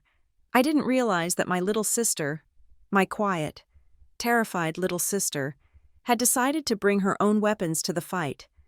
I arrived at 7 a.m., on the dot. This Christmas, I hadn't come in my scrubs. I'd gone home, showered, and changed. I wore dark wool trousers and a simple, cream-colored silk blouse. It was the kind of thing I wore to a performance review at the hospital. It was clean, professional, and anonymous. It was armor. Lydia was waiting for me, a cup of coffee steaming in her hand, her face a mask of false holiday cheer. Her eyes raked over me, and her smile tightened. Well, she said, her voice dripping with sarcasm. Don't you look professional? Are you here to audit us, Iris, or to join the family? You look like you're about to foreclose on a mortgage, not celebrate Christmas. Before I could answer, she threw a ruffled reindeer print apron at me. It hit me in the chest. Enough posing, she snapped, the smile vanishing. Get in the kitchen. I've been up since 4, and you're already late. The brunch casseroles won't finish themselves. I put on the apron, the symbol of my true role, and walked into the kitchen, as I'd expected. Most of the work was done. Expensive, catered dishes were lined up on the counter. My job, as always, was to heat, plate, and wash, so she could take the credit. But something new was there this morning. Sitting on the granite counter, next to the coffee maker, was a folder. The same folder she had shown me last night. The voluntary renunciation of financial claims. She had left it out, on purpose. Don't forget, Iris, she said, her voice a low, casual threat as she stirred her coffee. After the guests have their mimosas. But before we open a single gift, you and I are going to sit down and settle that little bit of family paperwork. It's so much better to start the new year fresh, don't you think? No loose ends. My stomach turned to ice. She was giving me a timeline, an ultimatum. Yes, Lydia, I said. I turned to the oven, my hands surprisingly steady as I pulled out a rack. I was compartmentalizing. It was a skill I'd perfected in the ER. You don't panic when the patient is crashing. You follow the protocol. I heard the stairs creak. Kayla appeared in the doorway, swimming in her reindeer pajamas, her hair a wild tangle. She saw me, and her face lit up, a pure, uncomplicated flash of joy. Iris, you're here! She ran to me, but halfway across the kitchen, she froze. She saw the folder on the counter. Her eyes widened. Then, her gaze dropped, snagging on my wrist, which was exposed as I held the oven mitt. I had forgotten about the faint, finger-shaped bruises, a faded yellow-green map of where Lydia had grabbed me in the pantry a few nights before. Kayla's face went pale. She looked from the bruises to the folder, and then to me. All the joy was gone, replaced by a cold, adult fear. She knew exactly what this scene meant. She walked the rest of the way to me, her movements stiff. She didn't hug me. Instead, she stood beside me, pretending to look at the casserole I was preparing. She reached out and, for just 1 second, squeezed my hand. It was a fast, desperate, crushing grip. "I'm here. Be careful." Then she let go, just as Lydia turned around. "Kayla, baby, don't get in your sister's way. Go see if your father is dressed." Kayla nodded, mute, and scurried out of the room, not looking at me again. The doorbell rang. The relatives, Aunt Claire and Uncle Mark. "They're here!" Lydia trilled, her entire body transforming back into the perfect hostess. She glided from the kitchen, all warm smiles and air kisses. "Claire, you look marvelous. Greg, darling, mimosas." I was left in the kitchen, a servant in a reindeer apron. I heard the murmur of greetings, the clinking of glasses. I was juggling the casseroles, the bacon, the tray of cinnamon rolls. "Iris, where is the coffee?" Lydia called from the living room. "Coming, Lydia." I poured the coffee into her expensive silver carafe. Aunt Claire wandered in, mimosa in hand. "Iris, darling, Merry Christmas. Goodness, you look tired," she said, not unkindly. "Lydia is just a whirlwind, isn't she? I don't know how she does it." "She's amazing," I said, the words tasting like ash. "That smells wonderful," she said, pointing to the oven. It's the brunch casserole," I said, distracted. "I think it's, oh God." I smelled it, the faint, acrid smell of burning sugar and cheese. I grabbed an oven mitt, yanked the door open, and pulled the heavy ceramic dish out. It was the main casserole, the one Lydia had warned me about. The cornflake and cheese topping was black, not just browned, black, smoking, and ruined around the edges. Lydia appeared in the doorway, a bright, fake smile plastered on her face. "Iris, I need—" She stopped. Her eyes locked on the casserole. The smoke detector above my head let out a single, piercing chirp. The smile on Lydia's face didn't just fade. It cracked. It fell away, revealing the pure, unfiltered rage beneath. "What?" she said, her voice lethally quiet. "Did you do—" "Lydia, it's just the top," I said quickly, my heart hammering. "I can scrape it off. It's fine underneath." "Fine?" she shrieked. The volume was shocking. "Fine? You ruin it. You deliberately ruin it." Aunt Claire took an involuntary step back, her hand flying to her pearls. "Oh, goodness, Lydia, You!" Lydia ignored her, stalking toward me, her finger jabbing the air. "You do this every time. You come into my home, my beautiful home, with your dark, depressing attitude, and you try to destroy it." My father and Uncle Mark were now standing in the entryway, drawn by the sound. They were a silent, frozen audience. "Lydia, please, it's Christmas," my father whispered, his hands fluttering nervously. "She does it on purpose, Greg. She can't stand to see us happy. She is a disgrace to this family, a selfish, careless, ungrateful—" She was inches from my face. I could see the tiny capillaries in her eyes, and then she slapped me. The sound was a sickening crack, echoing off the tile and granite.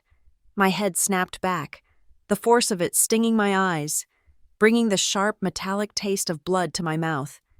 The room went dead silent. The only sound was Bing Crosby singing White Christmas from the living room speakers. "Lydia!" my father yelped, a sound of pure, useless shock. I was too stunned to move, my cheek burning, my ears ringing, but she wasn't finished. Before I could even catch my breath, she shoved me, hard, with both hands, flat against my chest. "Get out of my kitchen!" she screamed. I was off balance, exhausted, and the shove sent me stumbling backward. My hip bone connected with the sharp, 90-degree edge of the granite island. The pain was immediate and blinding, a deep, sickening crackle that shot up my side and down my leg. I gasped, a raw, breath-stealing sound, and grabbed the counter to keep from collapsing. No one moved. Aunt Claire's hand was over her mouth, her eyes wide with what looked more like social horror than concern. Uncle Mark stared at his shoes. My father was pale, his mouth open, paralyzed. This silence, this was the real violence. It was the silence of consent.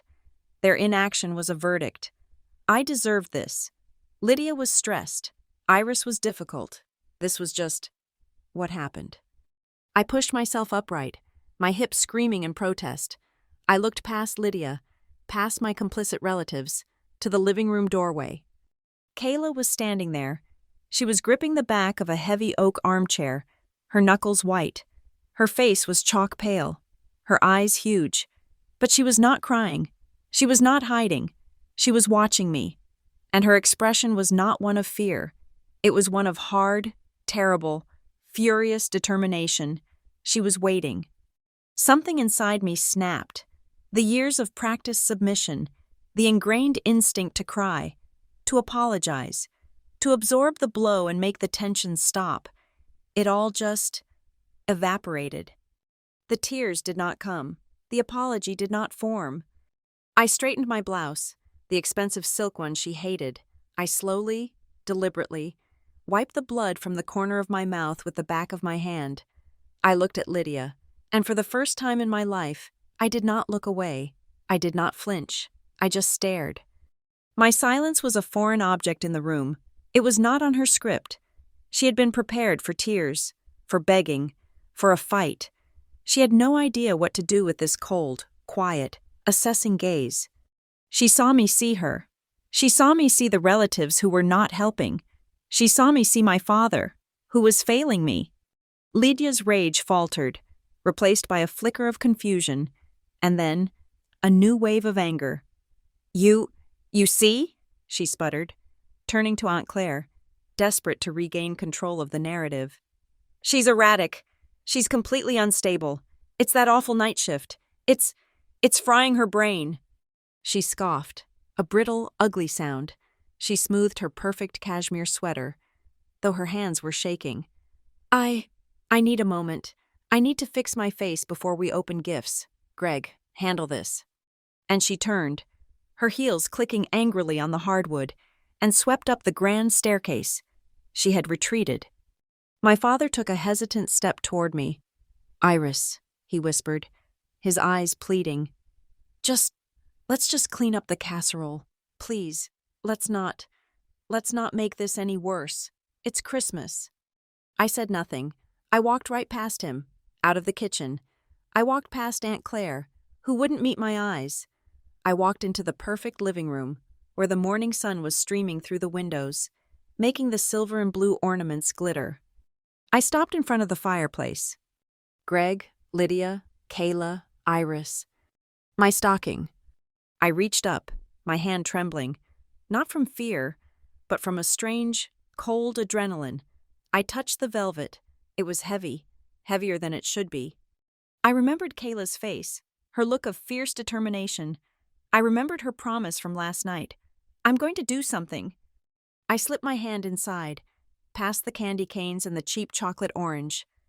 My fingers brushed against a small, hard, rectangular object. It was wrapped in tissue paper. Tucked beside it was a folded piece of notebook paper. My heart, which had been hammering with pain and humiliation, gave a single hard lurch of a different kind. This was it. This was the signal. This was the something my sister had promised. She hadn't just given me a gift. She had given me an arsenal. I heard the definitive, heavy click of Lydia's bedroom door shutting upstairs. My father, Greg, was hovering in the kitchen doorway, a pale, sick shadow of a man. He was wringing his hands, his eyes darting between me, the burned casserole, and the staircase where his wife had vanished. "Iris," he whispered, his voice thin. Should I get you some ice for that?" "No," I said. My voice was flat, devoid of the emotion he was used to. It seemed to frighten him more than tears. In the living room, Aunt Claire and Uncle Mark were already hard at work. They were engaged in a frantic, whispered conference by the glittering, 15-foot tree. They were pretending this had not happened. They were loudly admiring the ornaments, taking photos of the perfectly wrapped gifts, their backs deliberately, aggressively, turned to me. They were manufacturing their alibi of ignorance. Good. I needed them distracted. I turned my back to the room, facing the fireplace. My hip was a deep, throbbing ache, a brutal counterpoint to the sharp, hot fire on my cheek. I plunged my hand back into the red velvet stocking. My fingers closed around the small, tissue-wrapped object and the folded piece of paper. I pulled them out, cupping them in my palm, shielding them from view. I used the thumb of the same hand to slide the folded paper open. It was Kayla's handwriting, messy, round, and childish, but the words were not. Iris, do not sign the papers. I recorded everything. It's all on here. I know about the envelope. If you don't use it now, please just keep it. Keep it so we can leave here together someday. I love you. My breath hitched. My entire body went cold. I recorded everything. I quickly, fumbling with the tissue paper, unwrapped the hard object. It was not a small box. It was a sleek, silver USB drive, the kind Lydia bought in bulk for her real estate business, with her logo embossed on the side. I stared at it, this tiny piece of metal and plastic resting in my palm. This child, my perfect, compliant, terrified little sister, the baby doll Lydia paraded around in velvet dresses, this child, who was trained to be silent, to be easy, had been conducting surveillance. She hadn't just been watching me get hit. She had been building a case. The realization hit me with the force of a physical blow, almost as hard as Lydia's own hand. What did you get? Kayla's voice, small and artificially bright, piped up right beside me. I snapped my hand shut, my fingers closing protectively around the drive. I turned. She was standing there, holding one of her own brightly wrapped gifts, her face a mask of forced holiday cheer. She was putting on a show for the relatives. "Hey, kiddo," I said. My voice came out as a ragged whisper. "Mommy always puts the best chocolate in mine," she said, her voice overloud for the room. Then she leaned in, her head close to mine, as if to inspect the contents of my stocking. Her voice dropped to a frantic, barely audible rush. "I used Mommy's old phone," she whispered, her breath hot and fast against my ear. She wasn't looking at me. She was staring intently at the fireplace, a perfect little actress.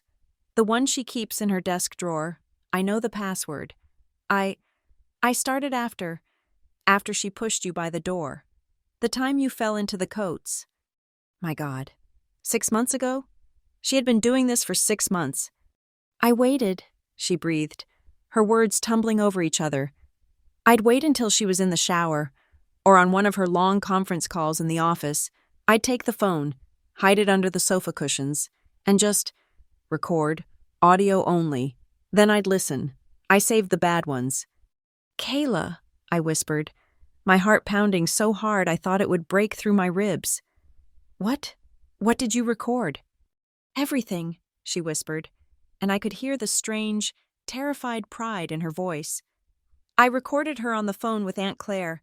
After the pantry thing, she was laughing. She said she'd finally clarified the rules for me. I recorded her yelling at Dad, telling him he was weak, and that she would be the one to handle the Anna problem. I recorded Iris. I recorded her talking to the lawyer, on the speakerphone. This was it, the loose thread Lydia was so desperate to snip. What about the lawyer? She was asking him hypothetical questions about the will, about the envelope. She asked him what would happen if a will was lost and if a new document was signed. She was asking about forging signatures. Kayla's voice was trembling, but she didn't stop.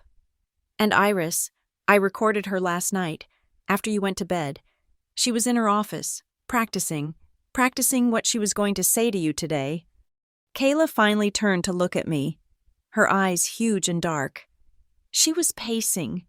She was saying, "You'll sign it, you ungrateful bitch, or I'll ruin you," she said. She said she'd forge the signature herself if she had to. That Dad would back her play, because he was too scared not to. She said she'd already gotten him to sign away the house. That dump Anna left, by telling him it was just a regular tax form. She was laughing about it. Iris. I felt nauseated. I looked at this 12-year-old child, who was supposed to be worried about Santa. I had been trying to protect her from Lydia's anger, all while she was moving silently through this house, a ghost, documenting the rot. I had been logging bruises and texts in my go-bag file, feeling strategic. Kayla had been collecting the nuclear codes. I was so proud and so heartbroken. I could barely stand. She was not just a victim. She was a witness, a spy. "Kayla, get away from her." Lydia's voice. We both flinched. A trained, automatic response. She was standing at the bottom of the grand staircase, a vision in cream cashmere. Her face was perfectly made up. The mask was back in place. The redness from her rage, the blotchiness, all of it was gone, spackled over with a thick, smooth layer of foundation. She looked serene, refreshed, and completely, terrifyingly, in control. "Kayla, baby, come here," she cooed. "We're going to open presents now." "But Iris hasn't opened." "Now, Kayla." The word was a steel blade hidden in velvet.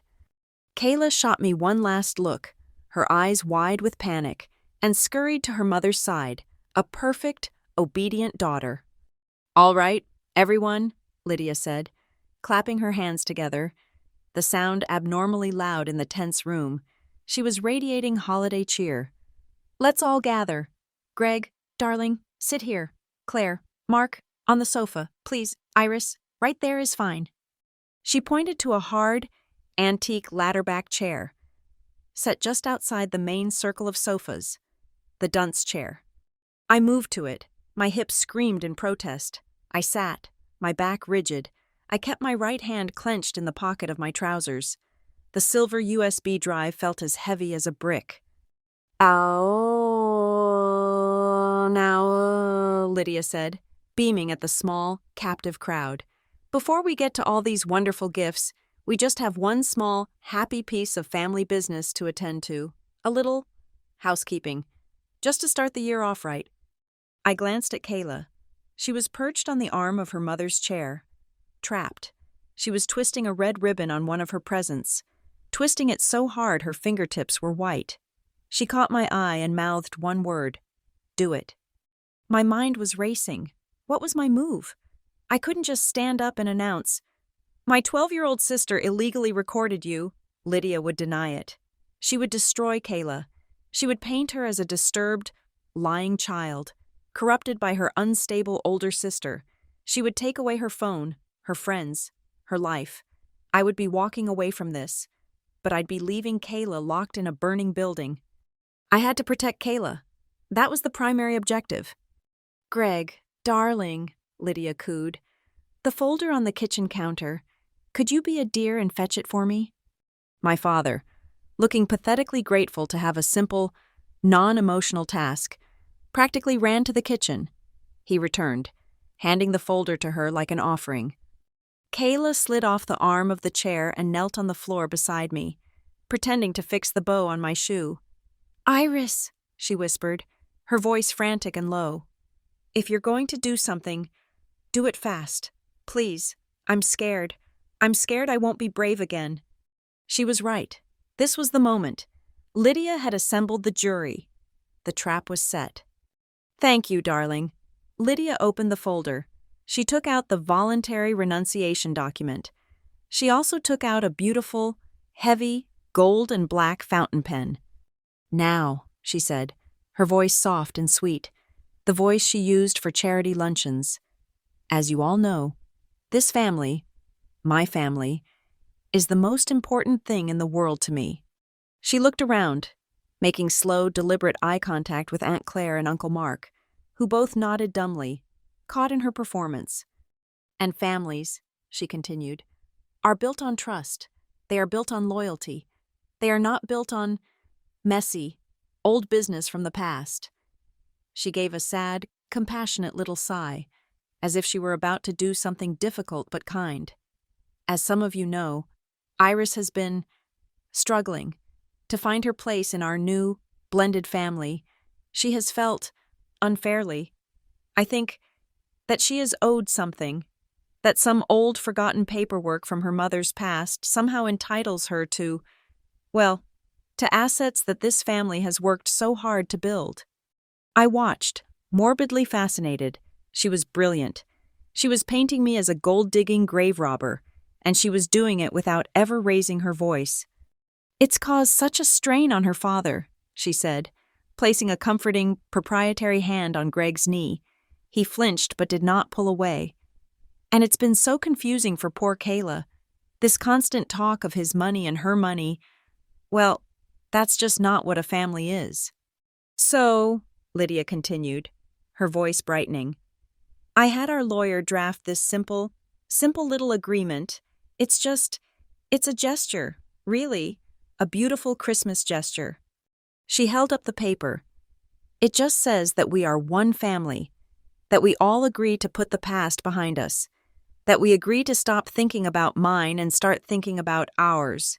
It's a way to see who is truly, finally for this family, a way for Iris to show all of us that she is finally, fully, a Gallagher." She stood up.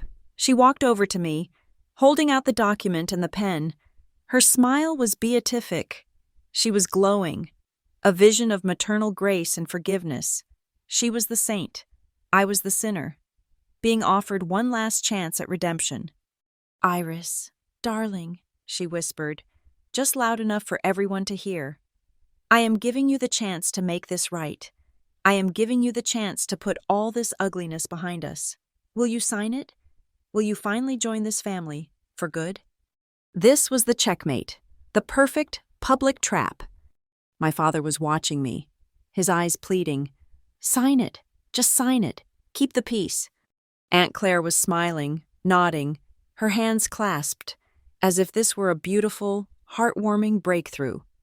Lydia stood over me, the pen extended, her face a perfect mask of love. She was sure she had won. She was expecting the tears.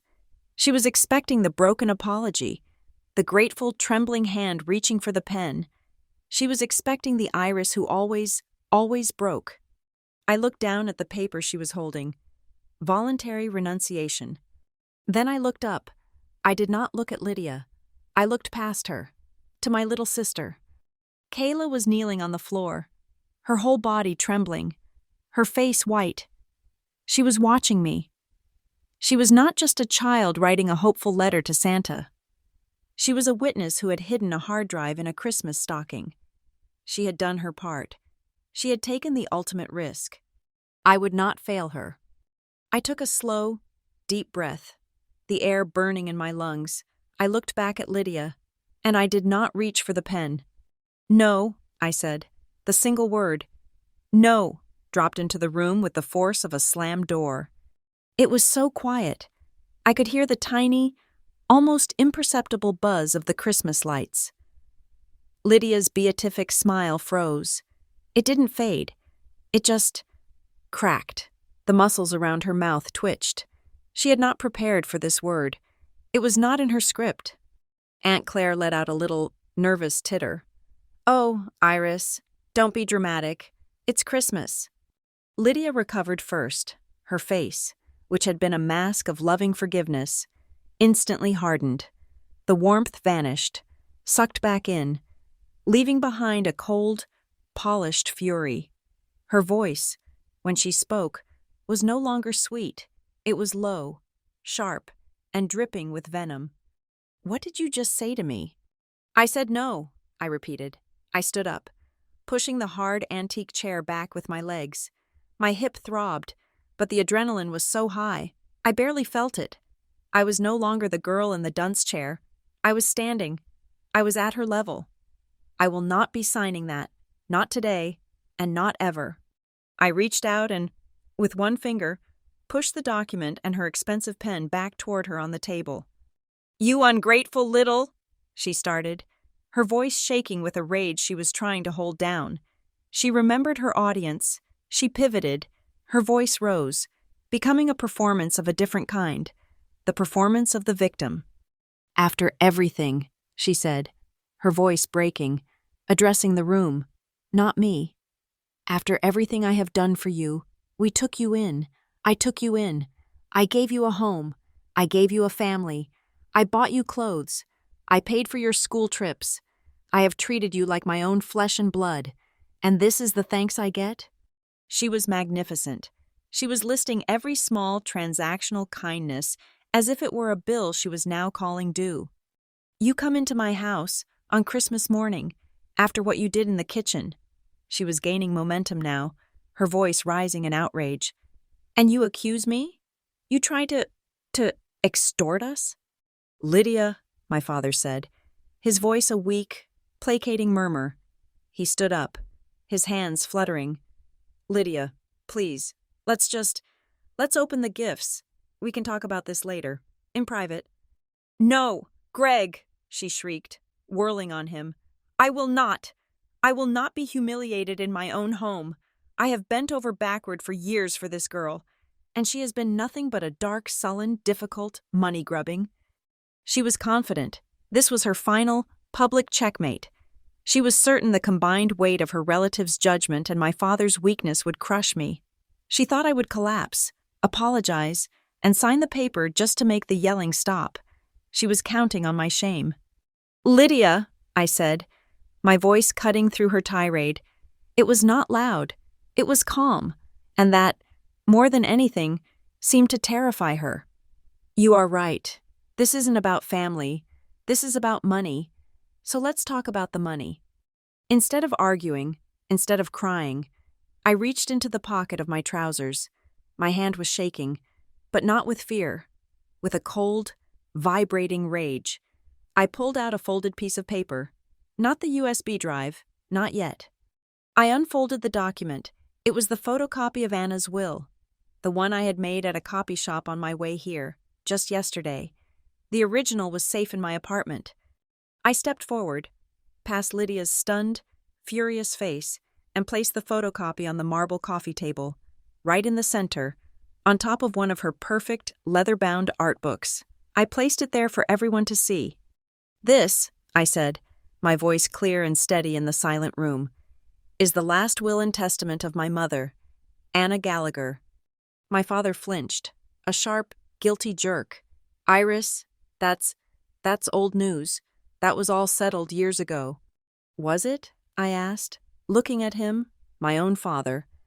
"Was it settled? Or was it just hidden?" I pointed to the document. "This is what my mother actually left me. She left me her life insurance policy, $100,000, and she left me her house, the one in Fort Collins, the one you told me you had to sell to pay her medical bills. She left them both to me, in a trust, to be kept separate from any new marital assets, and to be given to me on my 25th birthday." I looked at my father, and for the first time, I think he truly saw me. "I turned 25 almost 5 years ago. Dad, where is it?" "Greg?" Aunt Claire asked, her voice small, confused. The narrative was shifting. Lydia was no longer the victim. My father was now in the spotlight. It was complicated. Iris," he stammered, looking at Lydia, his eyes begging her to save him. "The bills. There were so many. And Lydia, we needed a fresh start." Lydia lunged, but not at me. She tried to laugh. It was a horrible, brittle sound, like glass breaking. "Oh, Iris, you're delusional. That is just old paper. It's meaningless. It was superseded. Your father and I, we are married. Our assets are our assets. That's what a marriage is. You're confused." She reached to sweep the paper off the table. "It was in the attic." The voice was small, high, and trembling, but it cut through the room like a surgeon's blade. We all turned. Kayla was standing. She had gotten to her feet, her hands clenched into tiny white-knuckled fists at her sides. She was shaking from head to toe, her face pale, but she was standing. "What did you say, Kayla?" Lydia snapped, her voice a deadly hiss. "I said," Kayla repeated, her voice gaining a fraction of strength.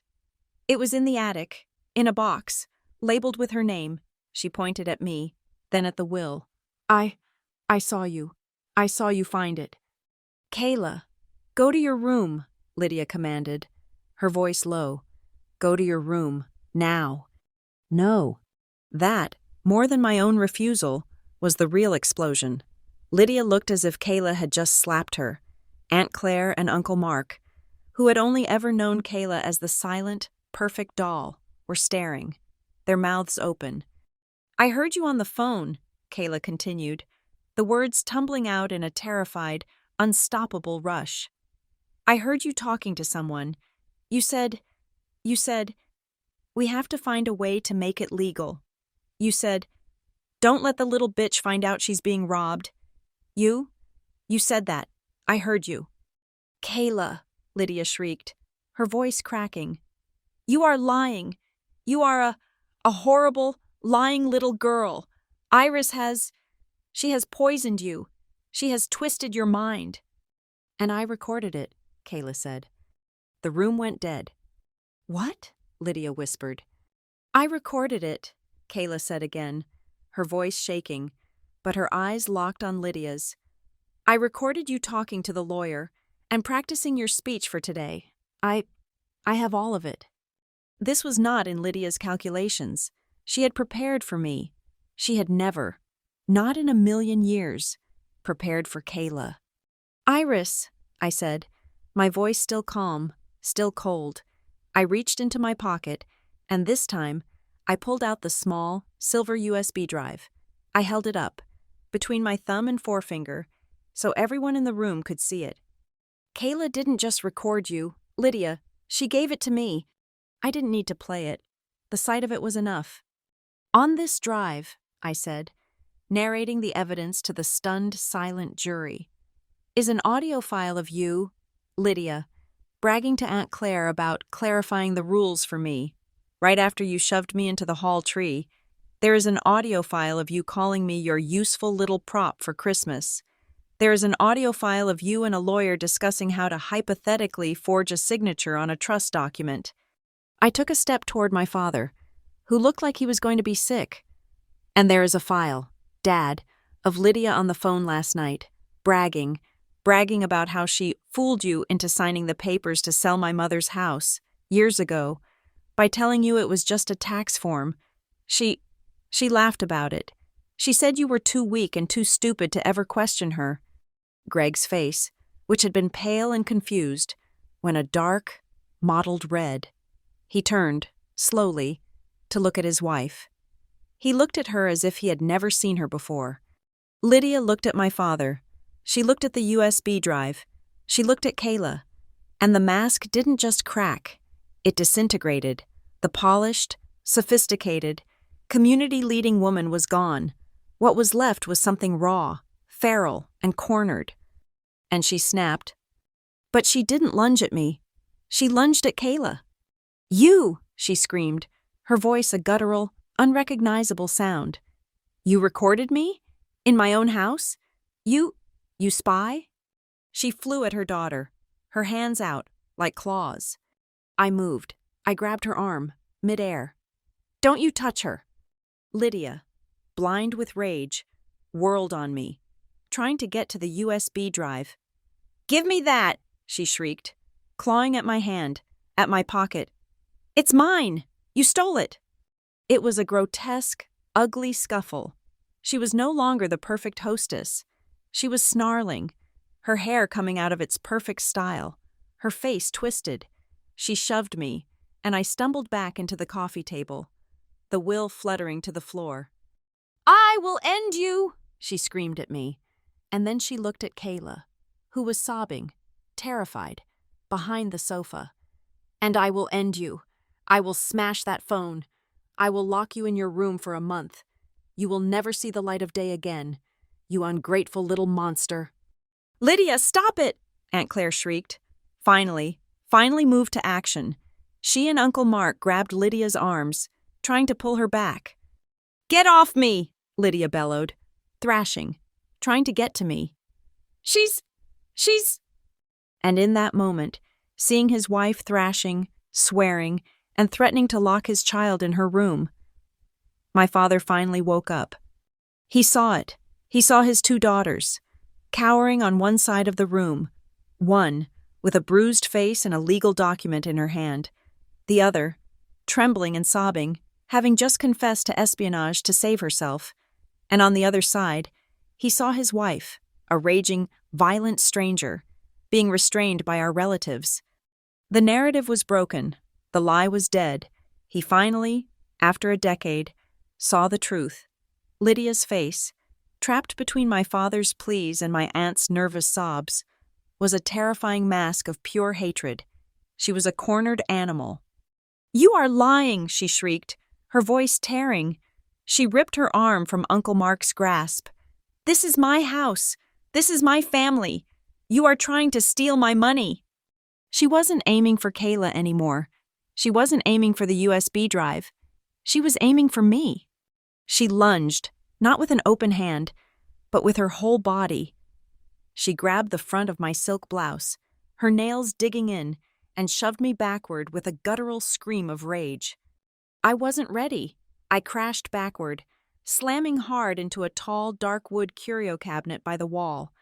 The impact was brutal, a second, agonizing blow to my already bruised hip. The glass shelves inside rattled violently. I heard a sharp crack, and a small porcelain figurine of a shepherd, one Lydia treasured, teetered on the top shelf and then crashed to the hardwood floor, exploding into a dozen white shards. But this time, I didn't just take it. As I stumbled, I twisted, breaking her grip. I raised my hands, palms out, in the universal stop gesture I'd used 100 times in the ER. I put the marble coffee table between us. I was no longer a victim. I was a nurse managing a violent scene.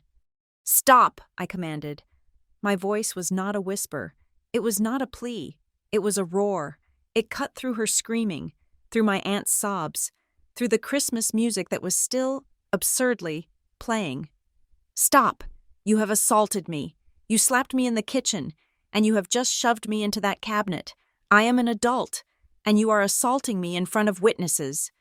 I looked at my aunt, my uncle, my father.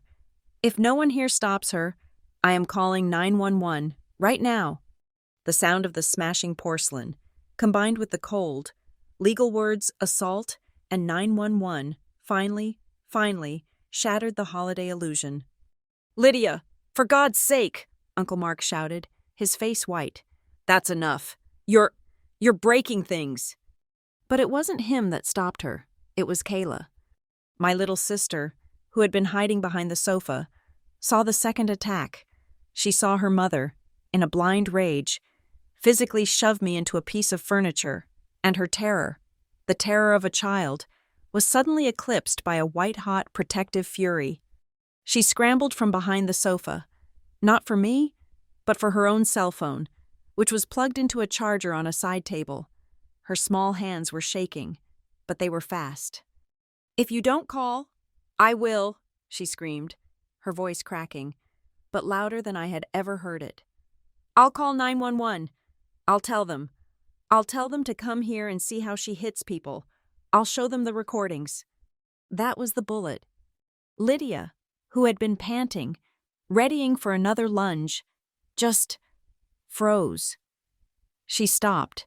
She slowly turned her head, her hair wild around her face, and stared at her daughter, her perfect child, her loyal, obedient shadow, who was now standing, phone in hand, threatening to call the police on her. The look of betrayal on Lydia's face was absolute. It was deeper than rage. It was the look of a general watching her most trusted soldier turn the gun on her. She had lost. She knew it. And that, finally, was what made my father move. He had stood frozen for the slap. He had stood frozen for the first shove. But seeing his youngest daughter threatening to call the police to protect his eldest daughter, the final, rotted-out support of his denial gave way. He stepped forward. He did not go to Lydia. He did not go to me. He stepped directly between Lydia and the rest of the room. A physical block, a choice. He didn't yell. His voice was dead. It was the voice of a man who had just woken up in a house fire. "Enough," he said. "Lydia, that is enough." Lydia just stared at him, her mouth opening and closing, no sound coming out. "You just hit my daughter," he said, his voice flat with a dawning, sickening realization. "In my home, you hit her twice, on Christmas morning." He looked at the shattered figurine on the floor. We need help. This is over." Lydia let out a dry, gasping sob. "Greg, she provoked me. She's lying about the money, about—" I didn't wait. I had my own phone in my hand, my thumb over the screen. I was still clutching the USB drive. I unlocked the screen. I dialed 911. Lydia saw it. The panic in her eyes was new. "No," she whispered. "Iris, don't do this. You'll ruin the family. You'll ruin me." "You already did," I said. I pressed the call button.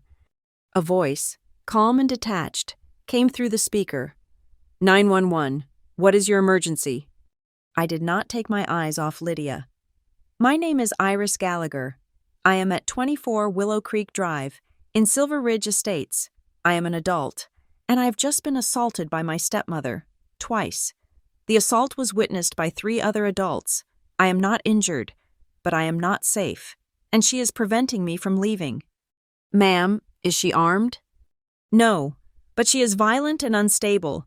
The assault is the result of a financial dispute involving a hidden will and a large sum of money, which I have evidence of. Please send a car." I hung up.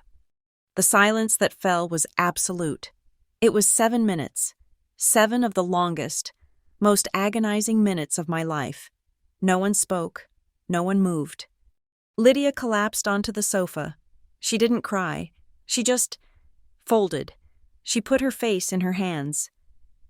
My father backed away from her and went to the window, his back to the room, staring out at the perfect snowy lawn. Aunt Claire and Uncle Mark were huddled by the door, whispering, already detaching, already planning their exit. Kayla, her phone still clutched in her hand, crept over to me. She didn't hug me. She just stood beside me, a small, trembling soldier, and slipped her hand into mine. We heard the crunch of tires on the driveway. 2 police officers, a man, and a woman. They were calm, professional, and their eyes missed nothing. The moment she saw the uniforms, Lydia launched into her final, desperate performance. She shot up from the sofa, staggering, her hand clutching her chest. "Oh, officers, thank God," she wailed, tears suddenly streaming. She attacked me. My stepdaughter. She's hysterical. I think she's on drugs. From the hospital. She came in here screaming about money, and she pushed me." The female officer, her face weary, looked at Lydia. She looked at Lydia's perfect clothes, her manicured hands. Then she looked at me. I was standing quietly. I had a split, bleeding lip. I had a bright red, hand-shaped mark blooming on my cheek. I had a silk blouse that was torn at the collar. Her eyes drifted down to the shattered porcelain on the floor, then to my father, who still had his back to the room. "Who assaulted who, Mott?" the officer asked me, her voice flat. "She slapped me in the kitchen, and then she shoved me into the counter," I said, my voice as calm as hers. "About 20 minutes later, she grabbed me and shoved me into that cabinet." "Is that true?" the officer asked, looking at my father. Greg turned from the window. He looked at his weeping, theatrical wife. He looked at me, at my split lip. He looked at Kayla, who was gripping my hand. He closed his eyes. "Yes," he whispered. His voice was ragged. "It's true. She hit Iris. Twice."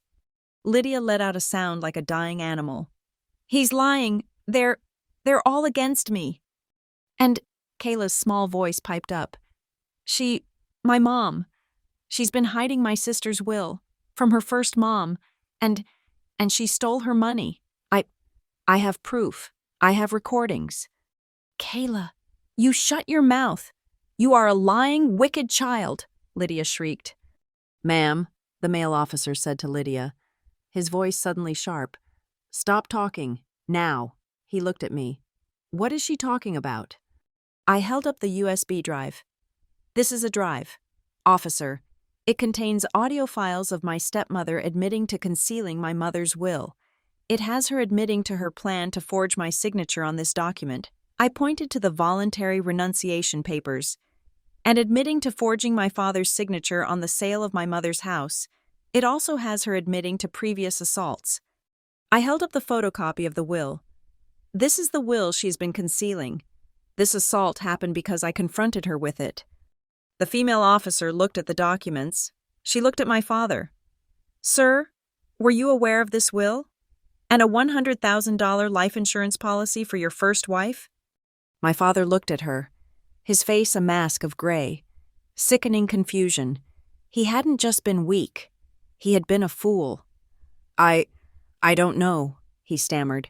Lydia handled all the finances. She just told me what to sign. There were no handcuffs. There was no dramatic arrest. This was Silver Ridge Estates. It was all very quiet, but it was brutal. After speaking to all of us separately, the female officer came back into the living room. Mrs. Gallagher, she said to Lydia, given the multiple corroborating witness statements to the assault and the clear physical evidence, we are issuing an emergency protective order. You need to leave the house. Leave, Lydia whispered. Her face was chalk. Leave my house? You can pack an overnight bag. That's it. Your husband and daughter will remain here.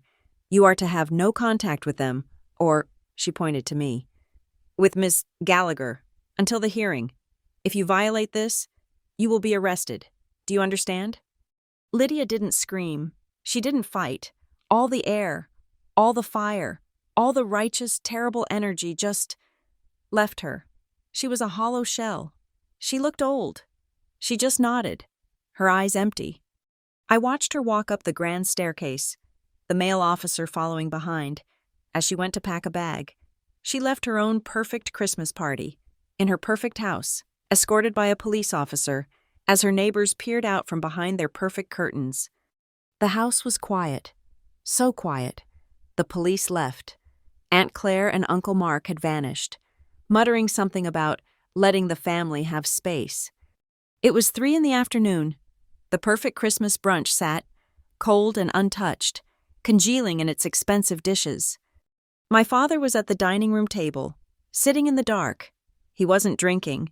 He was just holding the photocopy of Anna's will, reading it over and over and over.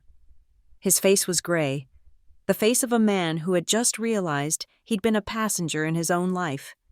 Kayla and I were on the sofa in the living room. I had a bag of frozen peas on my hip and another on my cheek. Kayla was curled up against my side, her head resting on my shoulder. She was fast asleep, utterly exhausted. She woke up about an hour later, the light in the room fading. She stirred, looking around the dark, quiet room, as if she was afraid it had all been a dream. Is she gone? She whispered. Yeah, kiddo, I said, my voice thick. She's gone. Kayla was quiet for a long time. She just listened to the silence. So, she said, her voice small, if we don't do Christmas here next year, will you go somewhere with me? Like you said? Messy cookies? I looked at her. My brave, terrified, brilliant little sister. I looked at the stocking, still hanging on the fireplace, a symbol of her desperate, clever plan. I looked at the shattered porcelain shepherd on the floor. I pulled her closer, kissing the top of her tangled hair. I will never, I said, my voice raw, but steadier than it had ever been, let you stay in a place where you have to hide a USB drive in a Christmas stocking just to feel safe, ever again, I promise. Thank you so much for listening to my story. I'd love to know where you're listening from, so please comment below and let's connect. Be sure to subscribe to Lila Revenge Stories and like this video. And if you want more people to hear this, please hit that hype button. It helps so much.